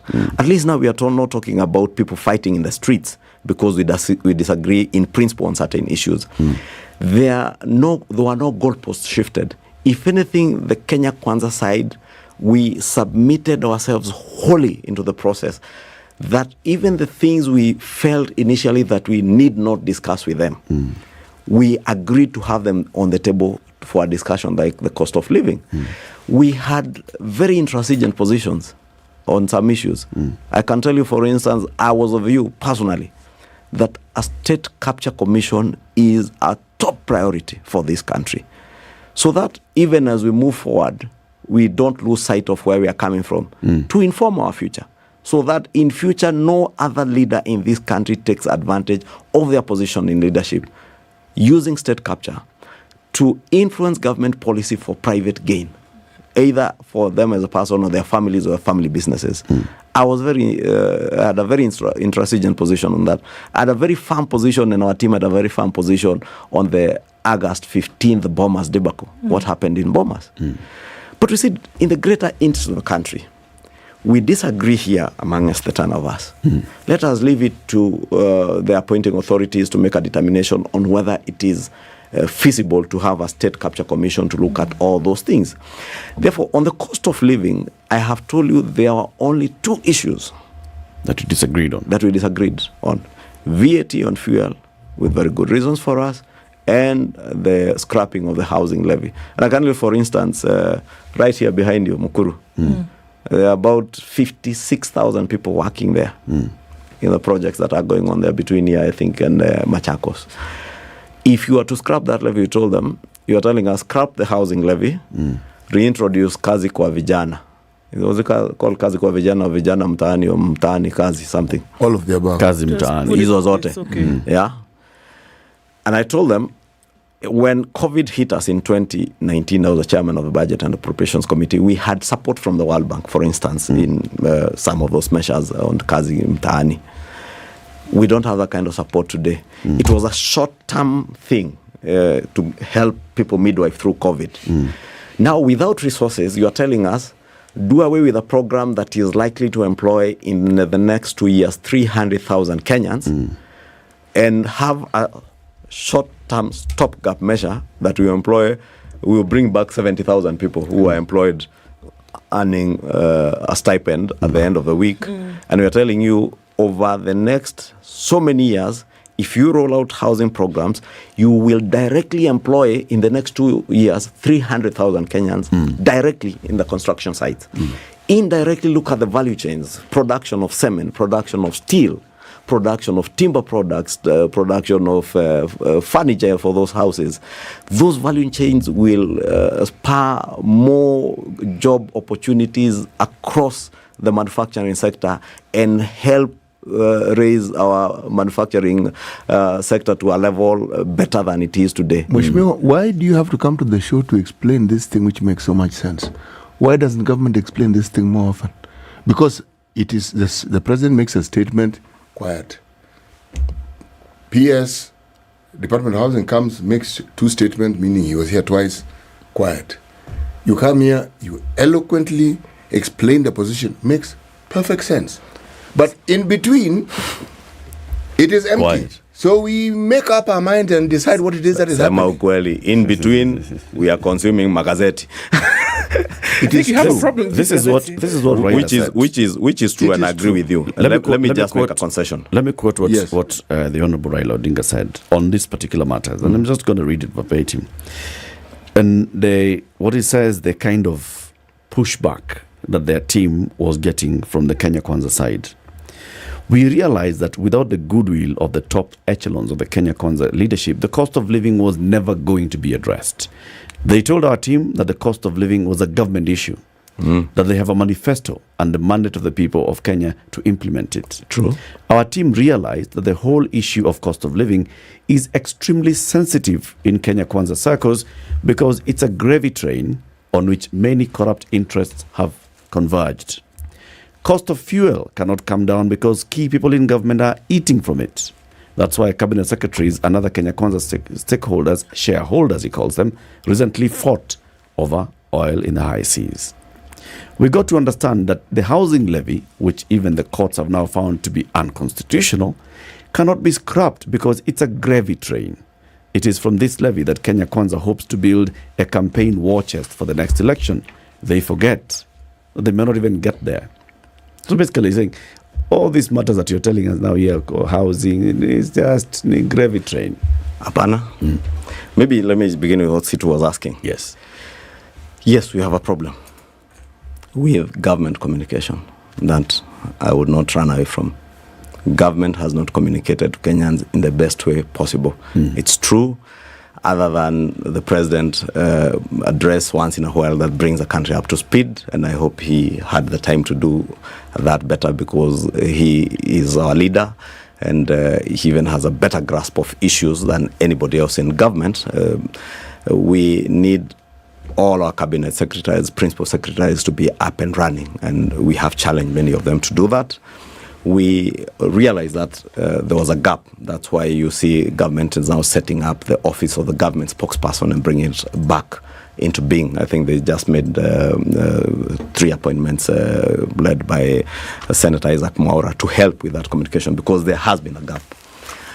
2, it's true what Raila is saying in that communication, that we told them, and I had just said that, we told them on the cost of living, this is government's day-to-day work. Leave it to us.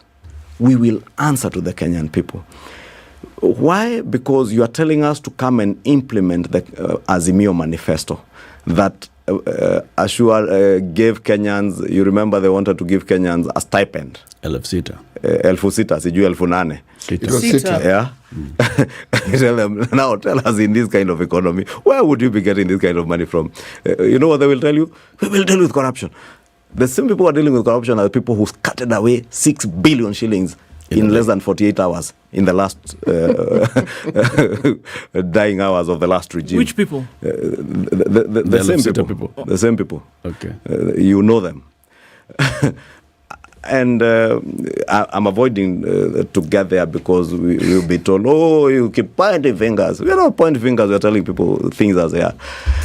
2, we said, you criticize what we are doing. You believe in consumer subsidies. You want us to subsidize unga. You want us to subsidize fuel. We shall not. Why? Because we firmly believe in sustainable macroeconomic policies. Subsidizing production is what will eventually bring down the cost of living or the cost of food items in a sustainable way. Subsidizing consumption is short-term, like you promised Kenyans 100 shillings packet of unga in 2 months to hoodwink them to vote for you. They never voted for you, because Kenyans are more intelligent than that. You promised Kenyans that you would subsidize fuel at a time when global oil prices were also going up, and other factors, economic factors, were not tenable. It wasn't tenable to subsidize fuel. You left us with a bill of close to 60 billion shillings. I tell Kenyans that this last supplementary, we had 4 billion shillings. I saw a senator saying, 17 billion shillings was taken away from the National Treasury by Murkomen and Chirchir to pay for some non-existent subsidy. G2G. You know, leaders. A leader, a senator, elected by people, is saying that. Well, he knows for a fact that 17 billion shillings is part of the debt left by the previous regime in subsidies for fuel that were never paid for. This last budget, we just paid off the second last tranche of 4 billion shillings owed to oil marketers from then. So we tell you, Azimio, brothers, your policies are not good for the economy. This is what sank our economy to where it is. Pause. Let us fix the economy in the best way we know. If we fail, kiboko iko ya Mkenya wa kawaida. Allow me, because you have read what Raila said, to read for you what we said on the cost of living. Kenya Kwanza disagreed with Azimio on the real causes to the high cost of living, as submitted by economic experts and other stakeholders who appeared before the committee, e.g. Kipra, SID and the National Treasury. There are many factors contributing to the current high cost of living. These include the COVID-19 pandemic and its attendant disruptions to global supply chain, slow global economic recovery from the COVID-19 pandemic, the disruptive effects of the wars in Ukraine and Palestine and other places, including Sudan, grave economic missteps on macroeconomic policy in the 5 years preceding the 2022 general elections, past state capture of the economy, and general economic mismanagement in the 5 years preceding the 2022 general election.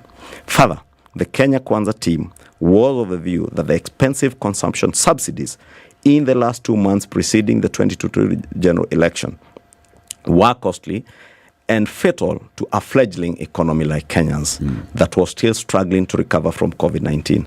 The Kenya Kwanza team agreed with economic experts from the National Treasury, SID, and other stakeholders who submitted to the committee that what the economy needs is proper long-term sustainable macroeconomic policies.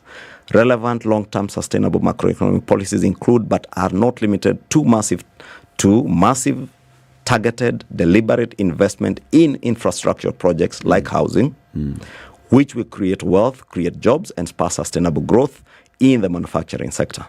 Investments in production subsidies that will ensure sustainable agricultural production, investment in agro-processing, which will guarantee food security, job creation, and lower the cost of living sustainably. Specifically, the Kenya Kwanza team loathe the knee-jerk, quick fix, politically expedient half measures. It was also the position of Kenya Kwanza that the savings envisioned by the Azimio's proposed expenditure cuts, e.g. on travel, were unrealistic to the extent that empirical data and budgetary allocations did not support them. I'll tell you, for instance, I was saying, Sijui, cut this, you save 200 billion shillings. When you go to the budget books in government, there is not 200 billion shillings that you would save. On the cost of fuel, it was the position of the Kenya Kwanza team that the reduction of VAT on fuel by 8% would significantly alter the macroeconomic framework, sink the country into more onerous public debt, and negate economic recovery. This would be tantamount to shooting ourselves on the same foot we want to walk on. On the housing levy, the Kenya Kwanza team was of the view that this program is a critical infrastructural investment in the economy to create hundreds of thousands of jobs. Abandoning the housing agenda would immediately render close to 300,000 Kenyans jobless, negate growth in the manufacturing sector, and consequently reverse any meaningful economic recovery. It was thus the position of the Kenya Kwanza team, supported by economic experts from the National Treasury, SID, and other stakeholders that appeared before the committee, that massive infrastructure investments like housing will help the economy recover. Kenya Kwanza was therefore of the view that the housing agenda ought to continue and must never be abandoned. On entrenchment of state officers, So you deny that this is a gravy train? It is not a gravy train. I want to assure you, Latiff, and the Kenyan people, this economy will recover. And on that path to recovery, it's not going to be easy. And we knew from the word go, it was never going to be easy. Give us time. Allow us the space to implement what we promised you. When the president said that manifestos are not pieces of paper, ama gazeti ya kusoma na kuweka chini, he meant business on it. Everything that this government is doing is in line with our manifesto, including that housing levy. By the way, Latiff, the housing levy, our proposal in our manifesto was at 3%. Because of the noise that came with it, we listened to Kenyans through public participation. We brought it down to 1.5%. And now, that was in the Azimio manifesto. And now, Mheshimiwa, the executive is collecting the housing levy without regulations to govern the housing levy.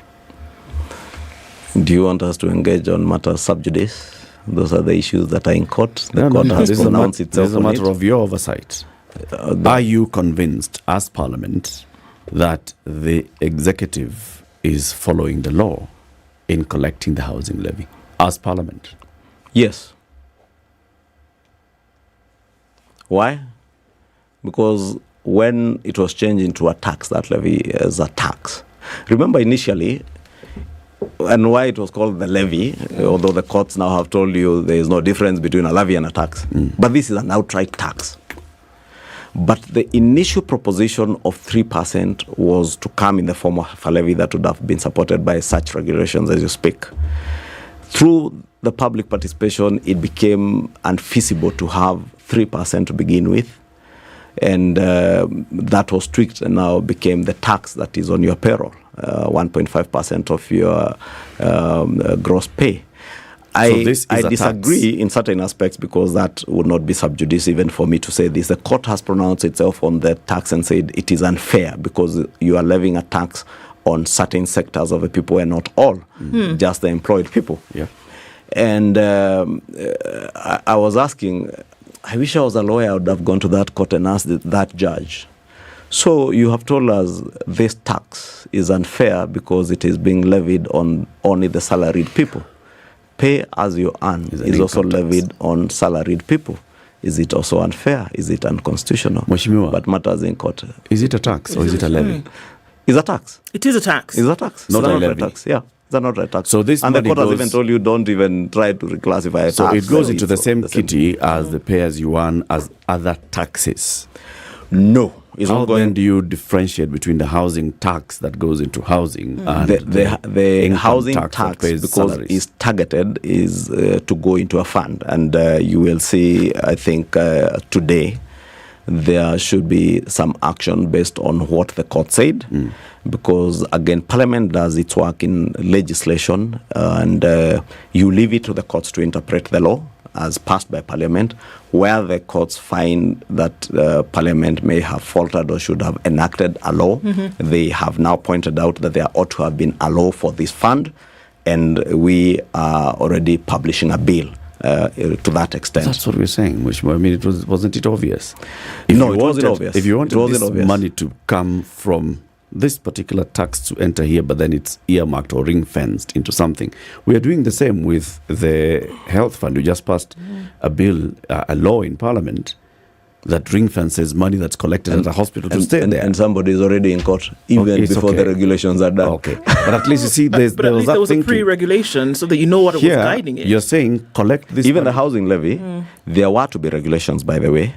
That's a question. When it was a levy, then when it was changed into a tax, legal opinion differs, and that's why you leave it to the courts to interpret. Okay. There are those who felt that you don't need now to do anything beyond what you have done. The courts have interpreted the law and said you need to have a fund, an act of Parliament creating the fund separate.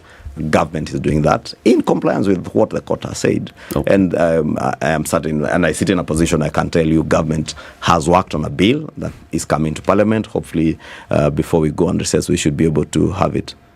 The state capture bill is now 9:30. State capture bill is before Parliament. Are you bringing a bill that will open up the debt register and audit the debt? You've talked about this massive debt that was borrowed, money that went, it was misused, it was underused, it was underutilized. We don't know where the money went. Are you going to open that up so we can then see who borrowed what? Where did it go? Mambo ya gazeti. Who said the state capture bill is before Parliament? No, you've said that you're bringing it. Eric, not you're before talking about state capture. I went ahead. Oh yeah, so we preempted the next move. City is selling fear to you. No. Me, I'm seeing. Me, I'm still stuck. I have said, Latiff. Yes. It's my very strong view that we should have one. And I can confirm to you, it is work in progress for me. You're drafting as member of Parliament for Kikuyu. Okay. You're drafting that. Are you considering another one like this? I mean, you sat in budget. You saw how these guys, you even asked questions. So I think you'd be the best person to also come up with a bill that says, we are paying 2 billion shillings next year. Where did it go? And one could argue that you may have... Where did it go? Let me tell you. I told you, go read all my budget reports. Yes. There was a constant clause in every budget report. We must be able to get the National Treasury to pinpoint for us money we borrow. What is it going to fund? Specific projects and programs. And how will it be paid? That was then. Constant. It ended there. Now you are in leadership. Yeah. Will you do it? Will you actualize it? Even now. You will. I am certain the current chair of the Budget and Appropriations Committee is doing that. And in actual fact, I can tell you the National Treasury now is being taken to task by the Budget and Appropriations Committee to ensure that every coin this country borrows. You can say, for instance, the World Bank committed to 1.8 trillion shillings. Let's not be told it is coming into budget support undefined. We want to know if you take 600 billion shillings, 100 billion shillings is going to pay road contractors for road A, B, C, D. 100 billion is coming to build schools 1, 2, 3, build hospitals here. That's going to the future. Should we look at what we have now? Our current debt burden of 10 trillion shillings. Should we look and say? We should. the value for that money? We should. When the very reason I am working on the state capture bill. Okay. To do what? Not because that's the misnomer many people have. Not to seek out those who are in positions of power. And I saw them panic when I said that. But to know what led us to where we are. And how do we in future avoid getting to the situation that we are in? South Africa did it. Other countries have done it. There is absolutely no reason, in my very humble view, that Kenya should not do it. I think that's the very crux of the matter, and that there would be, I think, quite a lot of jubilation if you actually saw it through, and not just to expose, but then actually to have repercussions in place for things that happen, because it's not just an opinion, but I'm sure you'll find that there were huge illegalities in how borrowed money was spent, and perhaps continues to be spent in the country where it should have gone towards development. And I think the onus lies squarely on you as Parliament to find that out and bring it to the knowledge of Kenyans, because the suffering can be equated to paying for money that maybe did not go, not maybe, most likely did not go towards development, for which there's the only preserve of borrowed money. And with all these initiatives, whether it is the levy or tax on your annual earning, which really appears you earn, whether it is the hut tax that we are now calling a house levy, there is a key component here. It's called the people of Kenya. If you don't carry them along with this conversation, it doesn't matter how good it is, you'll have lost the plot. Sure. True, we have to carry along the people of Kenya, because everything we do and we're supposed to do, it should and must be in the best interest of the people of Kenya. And that's why I said we just plead with Kenyans to trust in us, that we will do what is right and in the best interest. I know when people are going through pain, as painful times like this are, people never see the end result.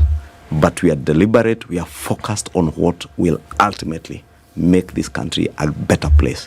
I agree that on state capture, it should not be to go after people, but I said to inform us on where did we go wrong?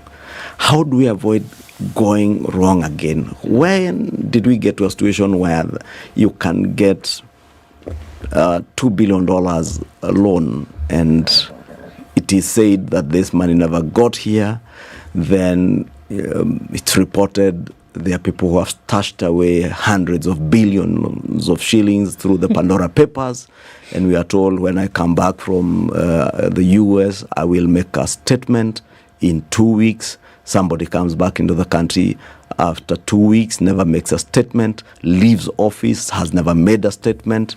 Then if Kimani Ichung'wah speaks about that, or Kimani Ichung'wah doesn't like this and that person, when shall we deal with these issues? It is time we dealt with these issues. Because what stops me tomorrow, if, God willing, I became president of this country, from perpetuating the same rot? Stop talking about it.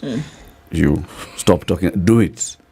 Otherwise, you'll be the same. You've gone to New York, you'll come back and you'll still not make a statement. That is why I told you, work in progress. I'm working on that bill. You work in progress yako pia.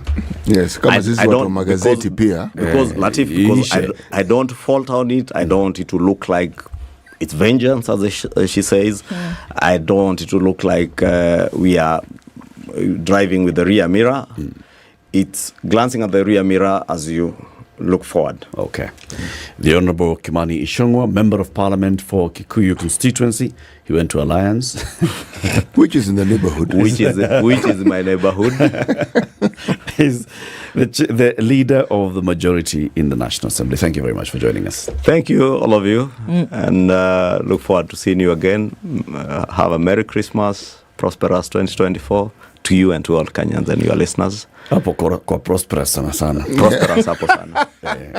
That is what we are working on, to make it prosperous for everybody. Sawa. Thank you. All right, thank you very much. 20 minutes to 10.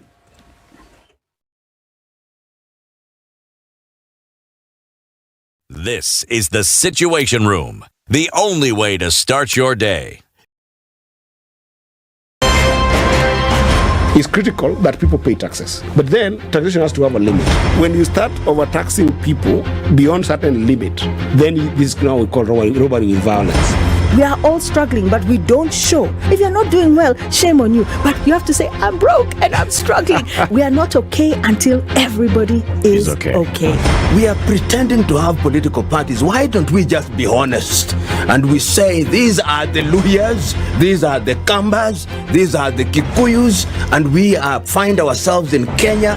You know, with politics and leadership, no matter what you do, there will always be a complaint. There will always be the assumption that you're either stealing or you're not doing things right. As a leader, don't fear. If you know you're doing the right thing, you've thought about it, you've got an expert advice, do it, then understand later. This country, we don't need prayers. Prayers is between you and God. Good governance and thinkers who care about the country and not their stomach. That's what we need. The Situation Room, Kenya's biggest conversation. Looking for that perfect Christmas gift? Look no further than Tease the Season. This year, we have a pop-up Christmas market at the Junction Rooftop on Saturday, December 9th. Some very nice, mature music. They really take me back to my days and I can just feel young again and enjoy the vibes. Spice. I'm a big listener of SpiceFM. You play the best music. This is 94.4 Spice FM.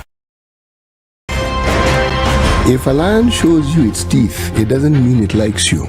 It doesn't mean it likes you. It won't start. A liar calls as witness one who is either dead or far away. Say it in Ben low, nin inte, yenin there, ayu markati kadikta. You know this character called liar. He has disturbed people. So when you tell him who are your witnesses, he will take you to a place where it is difficult to verify. For someone like me who sweats a lot, I cannot survive there. Sweating is biblical. Good. And you must blame it on Adam, not me. Because Adam messed up and he was told, now you fellow you, by the sweat of your brow, thou shalt eat. All right, there's traffic on Limuru Road heading into the city. It's actually quite heavy inbound. And on the Thika Superhighway, that more or less has come to an end. We're just looking at Muthaiga Square, then heading towards Pangani. That's a little bit busy. And then into the CBD, Globe Cinema at the overpass, that's crazy. And there's traffic then coming off of the city going through towards State House Road. So for some reason, there's a chock-a-block there. But apart from that, we've not done too badly with traffic this morning. Keeping an eye on things through the day, and you're helping us to do that. SpiceFM KE on X. Mature, intelligent talk every morning. Spice up yourself.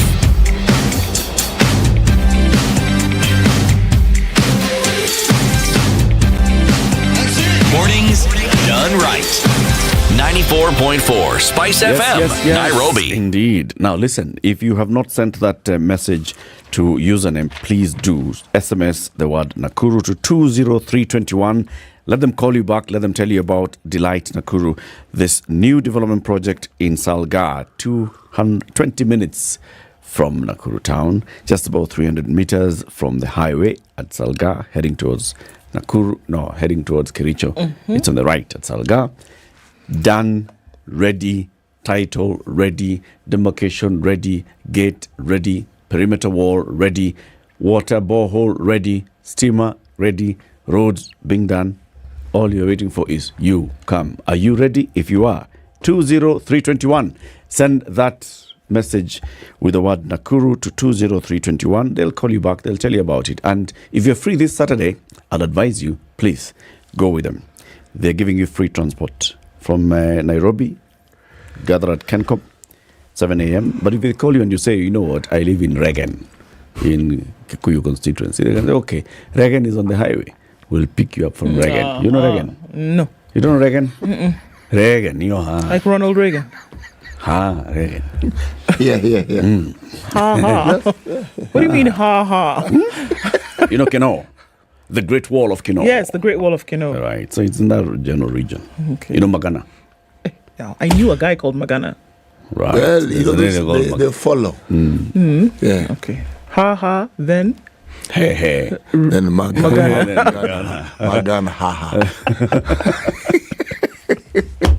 So they can pick you on the way. Just talk to them. This Saturday, heading there. If you're in Nakuru, they'll pick you up from West Side Mall at 8:30 a.m.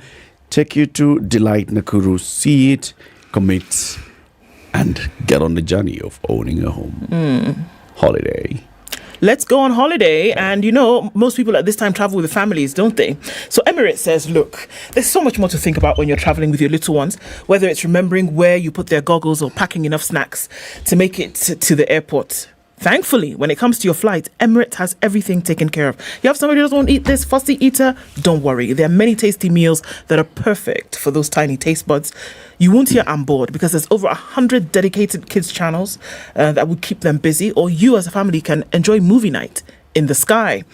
It's non-stop fun all the way on board with free toys and cool activity packs for kids. You do get so much more when you travel on Emirates. Fly better with Emirates. Kabisa. 14 minutes to the top of the hour and to the end of the show. Let's hear what you think about the conversation that we had for 1.5 hours or so, with the Honorable Kimani Ichung'wah. 0719-012-600 at 0719-012-600. City, let's begin with you.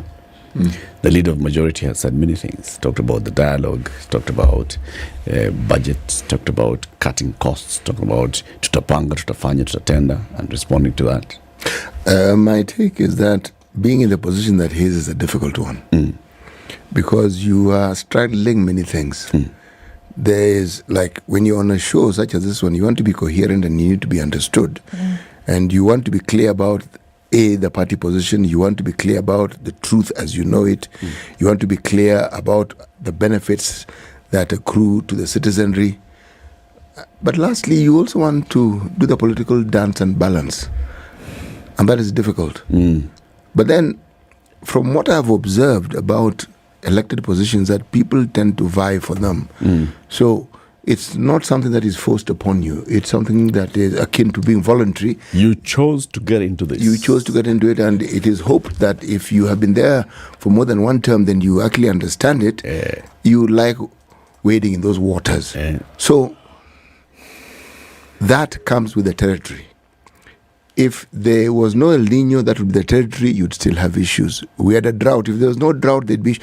Every season has its issues. Now, that's where the term rolling with the punches come in. When you roll with the punches, the thing that sticks to my mind is, how do you then ensure that the people who are your bosses understand what you're doing? Because we've given you a job, we, the citizens of Kenya, the principals. Part of our problem when we talk about optics is that we don't understand what is going on. You are saying it, but we still don't understand. We still don't get it. Yeah, we don't get it. Let's hear from the people. Boaz Waruku in Nairobi. Good morning, Boaz. Good morning, Eric. Good morning, Du and City. Good morning. To have listened to your conversations. Thank you. Santa Sana, what did you make of it? I think if you allow me just to dive deep inside, I think the conversation with Kimani Ichung'wah, I expected really to get a little bit of pointers to hope. Instead, I think I've realized that you can only rely on people like Ichung'wah to turn around things when you are also not serious. Because one, Kimani Ichung'wah comes in on a very defensive angle, from a very defensive corner, so to say. Even the language that he started with, you could hear him, instead of addressing the issues, for example, the ones that Gathoni Mushomba of Githunguri placed on the table, very clear things which even researchers would tell you that they are pointers to the kind of exclusion and prioritizing of areas where the so-called leaders come from. He talked about many things, but I didn't like the language of referring to elected leaders as not very intelligent, not very brilliant, and all that. So I think just the language alone, I was very, very uncomfortable. Two, instead of diving deep into the cost of living issues, I think he was just scapegoating and glossing over things. For instance, Professor Ndung'u just the other day owned up in Parliament and indicated that indeed we are struggling even to pay salaries. So the realities on the ground are so clear But instead of addressing that, you place the issues of how the austerity measures are supposed then to be addressed, the optics that we should be seeing, but we are witnessing the increase in the cost of travel, the cost of even creating other new positions in government. The CAS, that bill is coming, we are seeing issues that they have even mentioned before, issues of the debts and continuing to borrow. But then right now they are marketing this IMF and World Bank facility of 1.8 trillion. And I think there's another 700 billion, which they've been assured that is just ready, just in case. I think we are dealing with the people who are not listening to Kenyans. Don't tax us dead. I think that is what they're trying to do, and we need to stop that. We need to have a real look at what the fuel costs are, because they are skyrocketing. We are just approaching 14th of December, and we would be shocked with the increase in the fuel. So I think he needs to take time and really realize what the Kenyans are saying. Kenyans are hurting. The issue of inflation is not being addressed. Let's hear others as well. Thank you very much, Boaz. Nelly in Kericho, good morning. Hello, good morning. How are you? I had a question for the MP. He has left. He said he's left. Oh, he's left. Yes. Okay, I was just wondering. He said that the housing levy is a tax. Yes. And according to the Constitution, that anybody who contributes to tax should benefit from it. So then the question is, why is it that the houses are only be allocated to certain salaried employees and not others? For example, if you're earning over 150,000, you're not going to be entitled to a house. So that tax is fully unfair and is discriminatory. That would be my opinion. All right. Is it the same? Is it for the housing levy of tax or for KMRC loans? It's for the housing levy. So what you're saying is, once a house is completed, let's say Buxton or the others, only the people who are earning less than 150,000 are eligible? Are going to earn, yes. I'm not really sure, Nelly, because you can apply to Bomayangu today. Anybody. No matter your income. Anybody can. Okay, I'll check that up. Yeah, please check again. Thank you. Asante sana. 0719-012-600. We can take one or two more calls. And what did you make of it? Look, I think that there are self-placed challenges, and I would pray that members who serve in a house of representation will never shy away from actually representing the position of the people. And that legislation that you then go into and the oversight role that you play will all be pegged to this. And I really, really wish for the time whereby members of parliament who should serve in a position of representation will stop being tone deaf to what the situation on the ground is. We cannot run away from the fact that there is the air of being beholden to the executive and being able to, or wanting to push a certain agenda. And the unfortunate position in the country today, a year after another election, is that folks don't feel as though their parliamentary representatives are actually representing them and what their needs are. People do not feel that, and I don't care if it's optics. If your people do not feel that, there is a problem. And when we talk about all of these things, we talk about cost of living, we talk about additional positions in government, when we talk about taxes, when we talk about what you do in your constituency, for me, the people that you represent and what is important to them for survival in this country is paramount. I hear the praise usually that comes from members of parliament on one side or the other, and the people are never the object of that praise. And it should be them, regardless. Why are you laughing, Zeddy? Now, you know what Ntu is saying. He really gets the heart of the matter. And I am thinking, politics, the Kenyan version of it, is it really the place where people tell you the truth? Unfortunately not. Is it the place where people live out what they said they would do? I actually believe that it is the place where they tell you the truth. But it is not the truth that you think you want to hear. So when somebody comes to you and they talk about the fact that, yes, we need to raise taxes, when they come and talk to you about we need to do this, when we talk about we need to do, that's the truth that they're telling you. They're telling you where you stand on the priority list in terms of their care. Unfortunately, very many times we refuse to believe that truth. They are telling you and they keep plainly and they keep repeating over and over and over again what the position is. But we keep saying it should be this. They're telling you their truth. And they're also telling you what to think of you. So now, what you do with that information, unfortunately, usually doesn't come out. But what you do with that information is what is important. I think they do tell you the truth. I think they tell you all the time. If they cared, what they would tell you would be different. But you know, of interest, is how it is every new government has to find fault with the other one. Some obliquely, some really loudly, but they all do. And yet, the discussion that is very rarely tabled is how it is with every new government. People who just the other day didn't have any pennies to rub together suddenly seem to have found that street that was supposed to be paved with gold in some other mythical place. They found it. And how do we know they found it? Because they seem to be swimming in it. Yep. And yet, every time we can only mean something. It can only, well, the place is paved with gold. Yes, exactly. And now they're wearing the gold. Yes, they have stolen it. Yes. And melted it and turned it into something else. Sheesh. We keep talking and we keep hearing people like our friend Kagushia will say, we want to do an audit, wealth audit of how it is people acquired this and this and the other. My friend, audit. The fundamental tool for data collection is observation. You just look and see. And you can see. Where are you looking you for look, you can see. It's pretty clear. Somebody has been in the public eye, public limelight for all this time. Yes. They had a certain lifestyle that you got accustomed to. So we know. This is CT. This is how he dresses. Yes.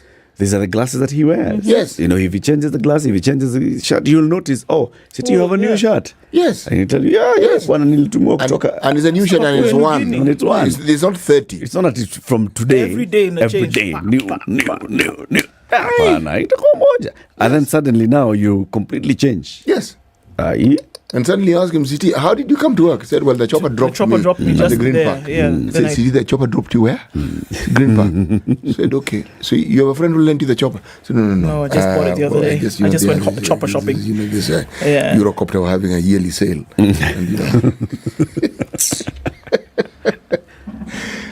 Those are the things that really underlie and underpin our conversations.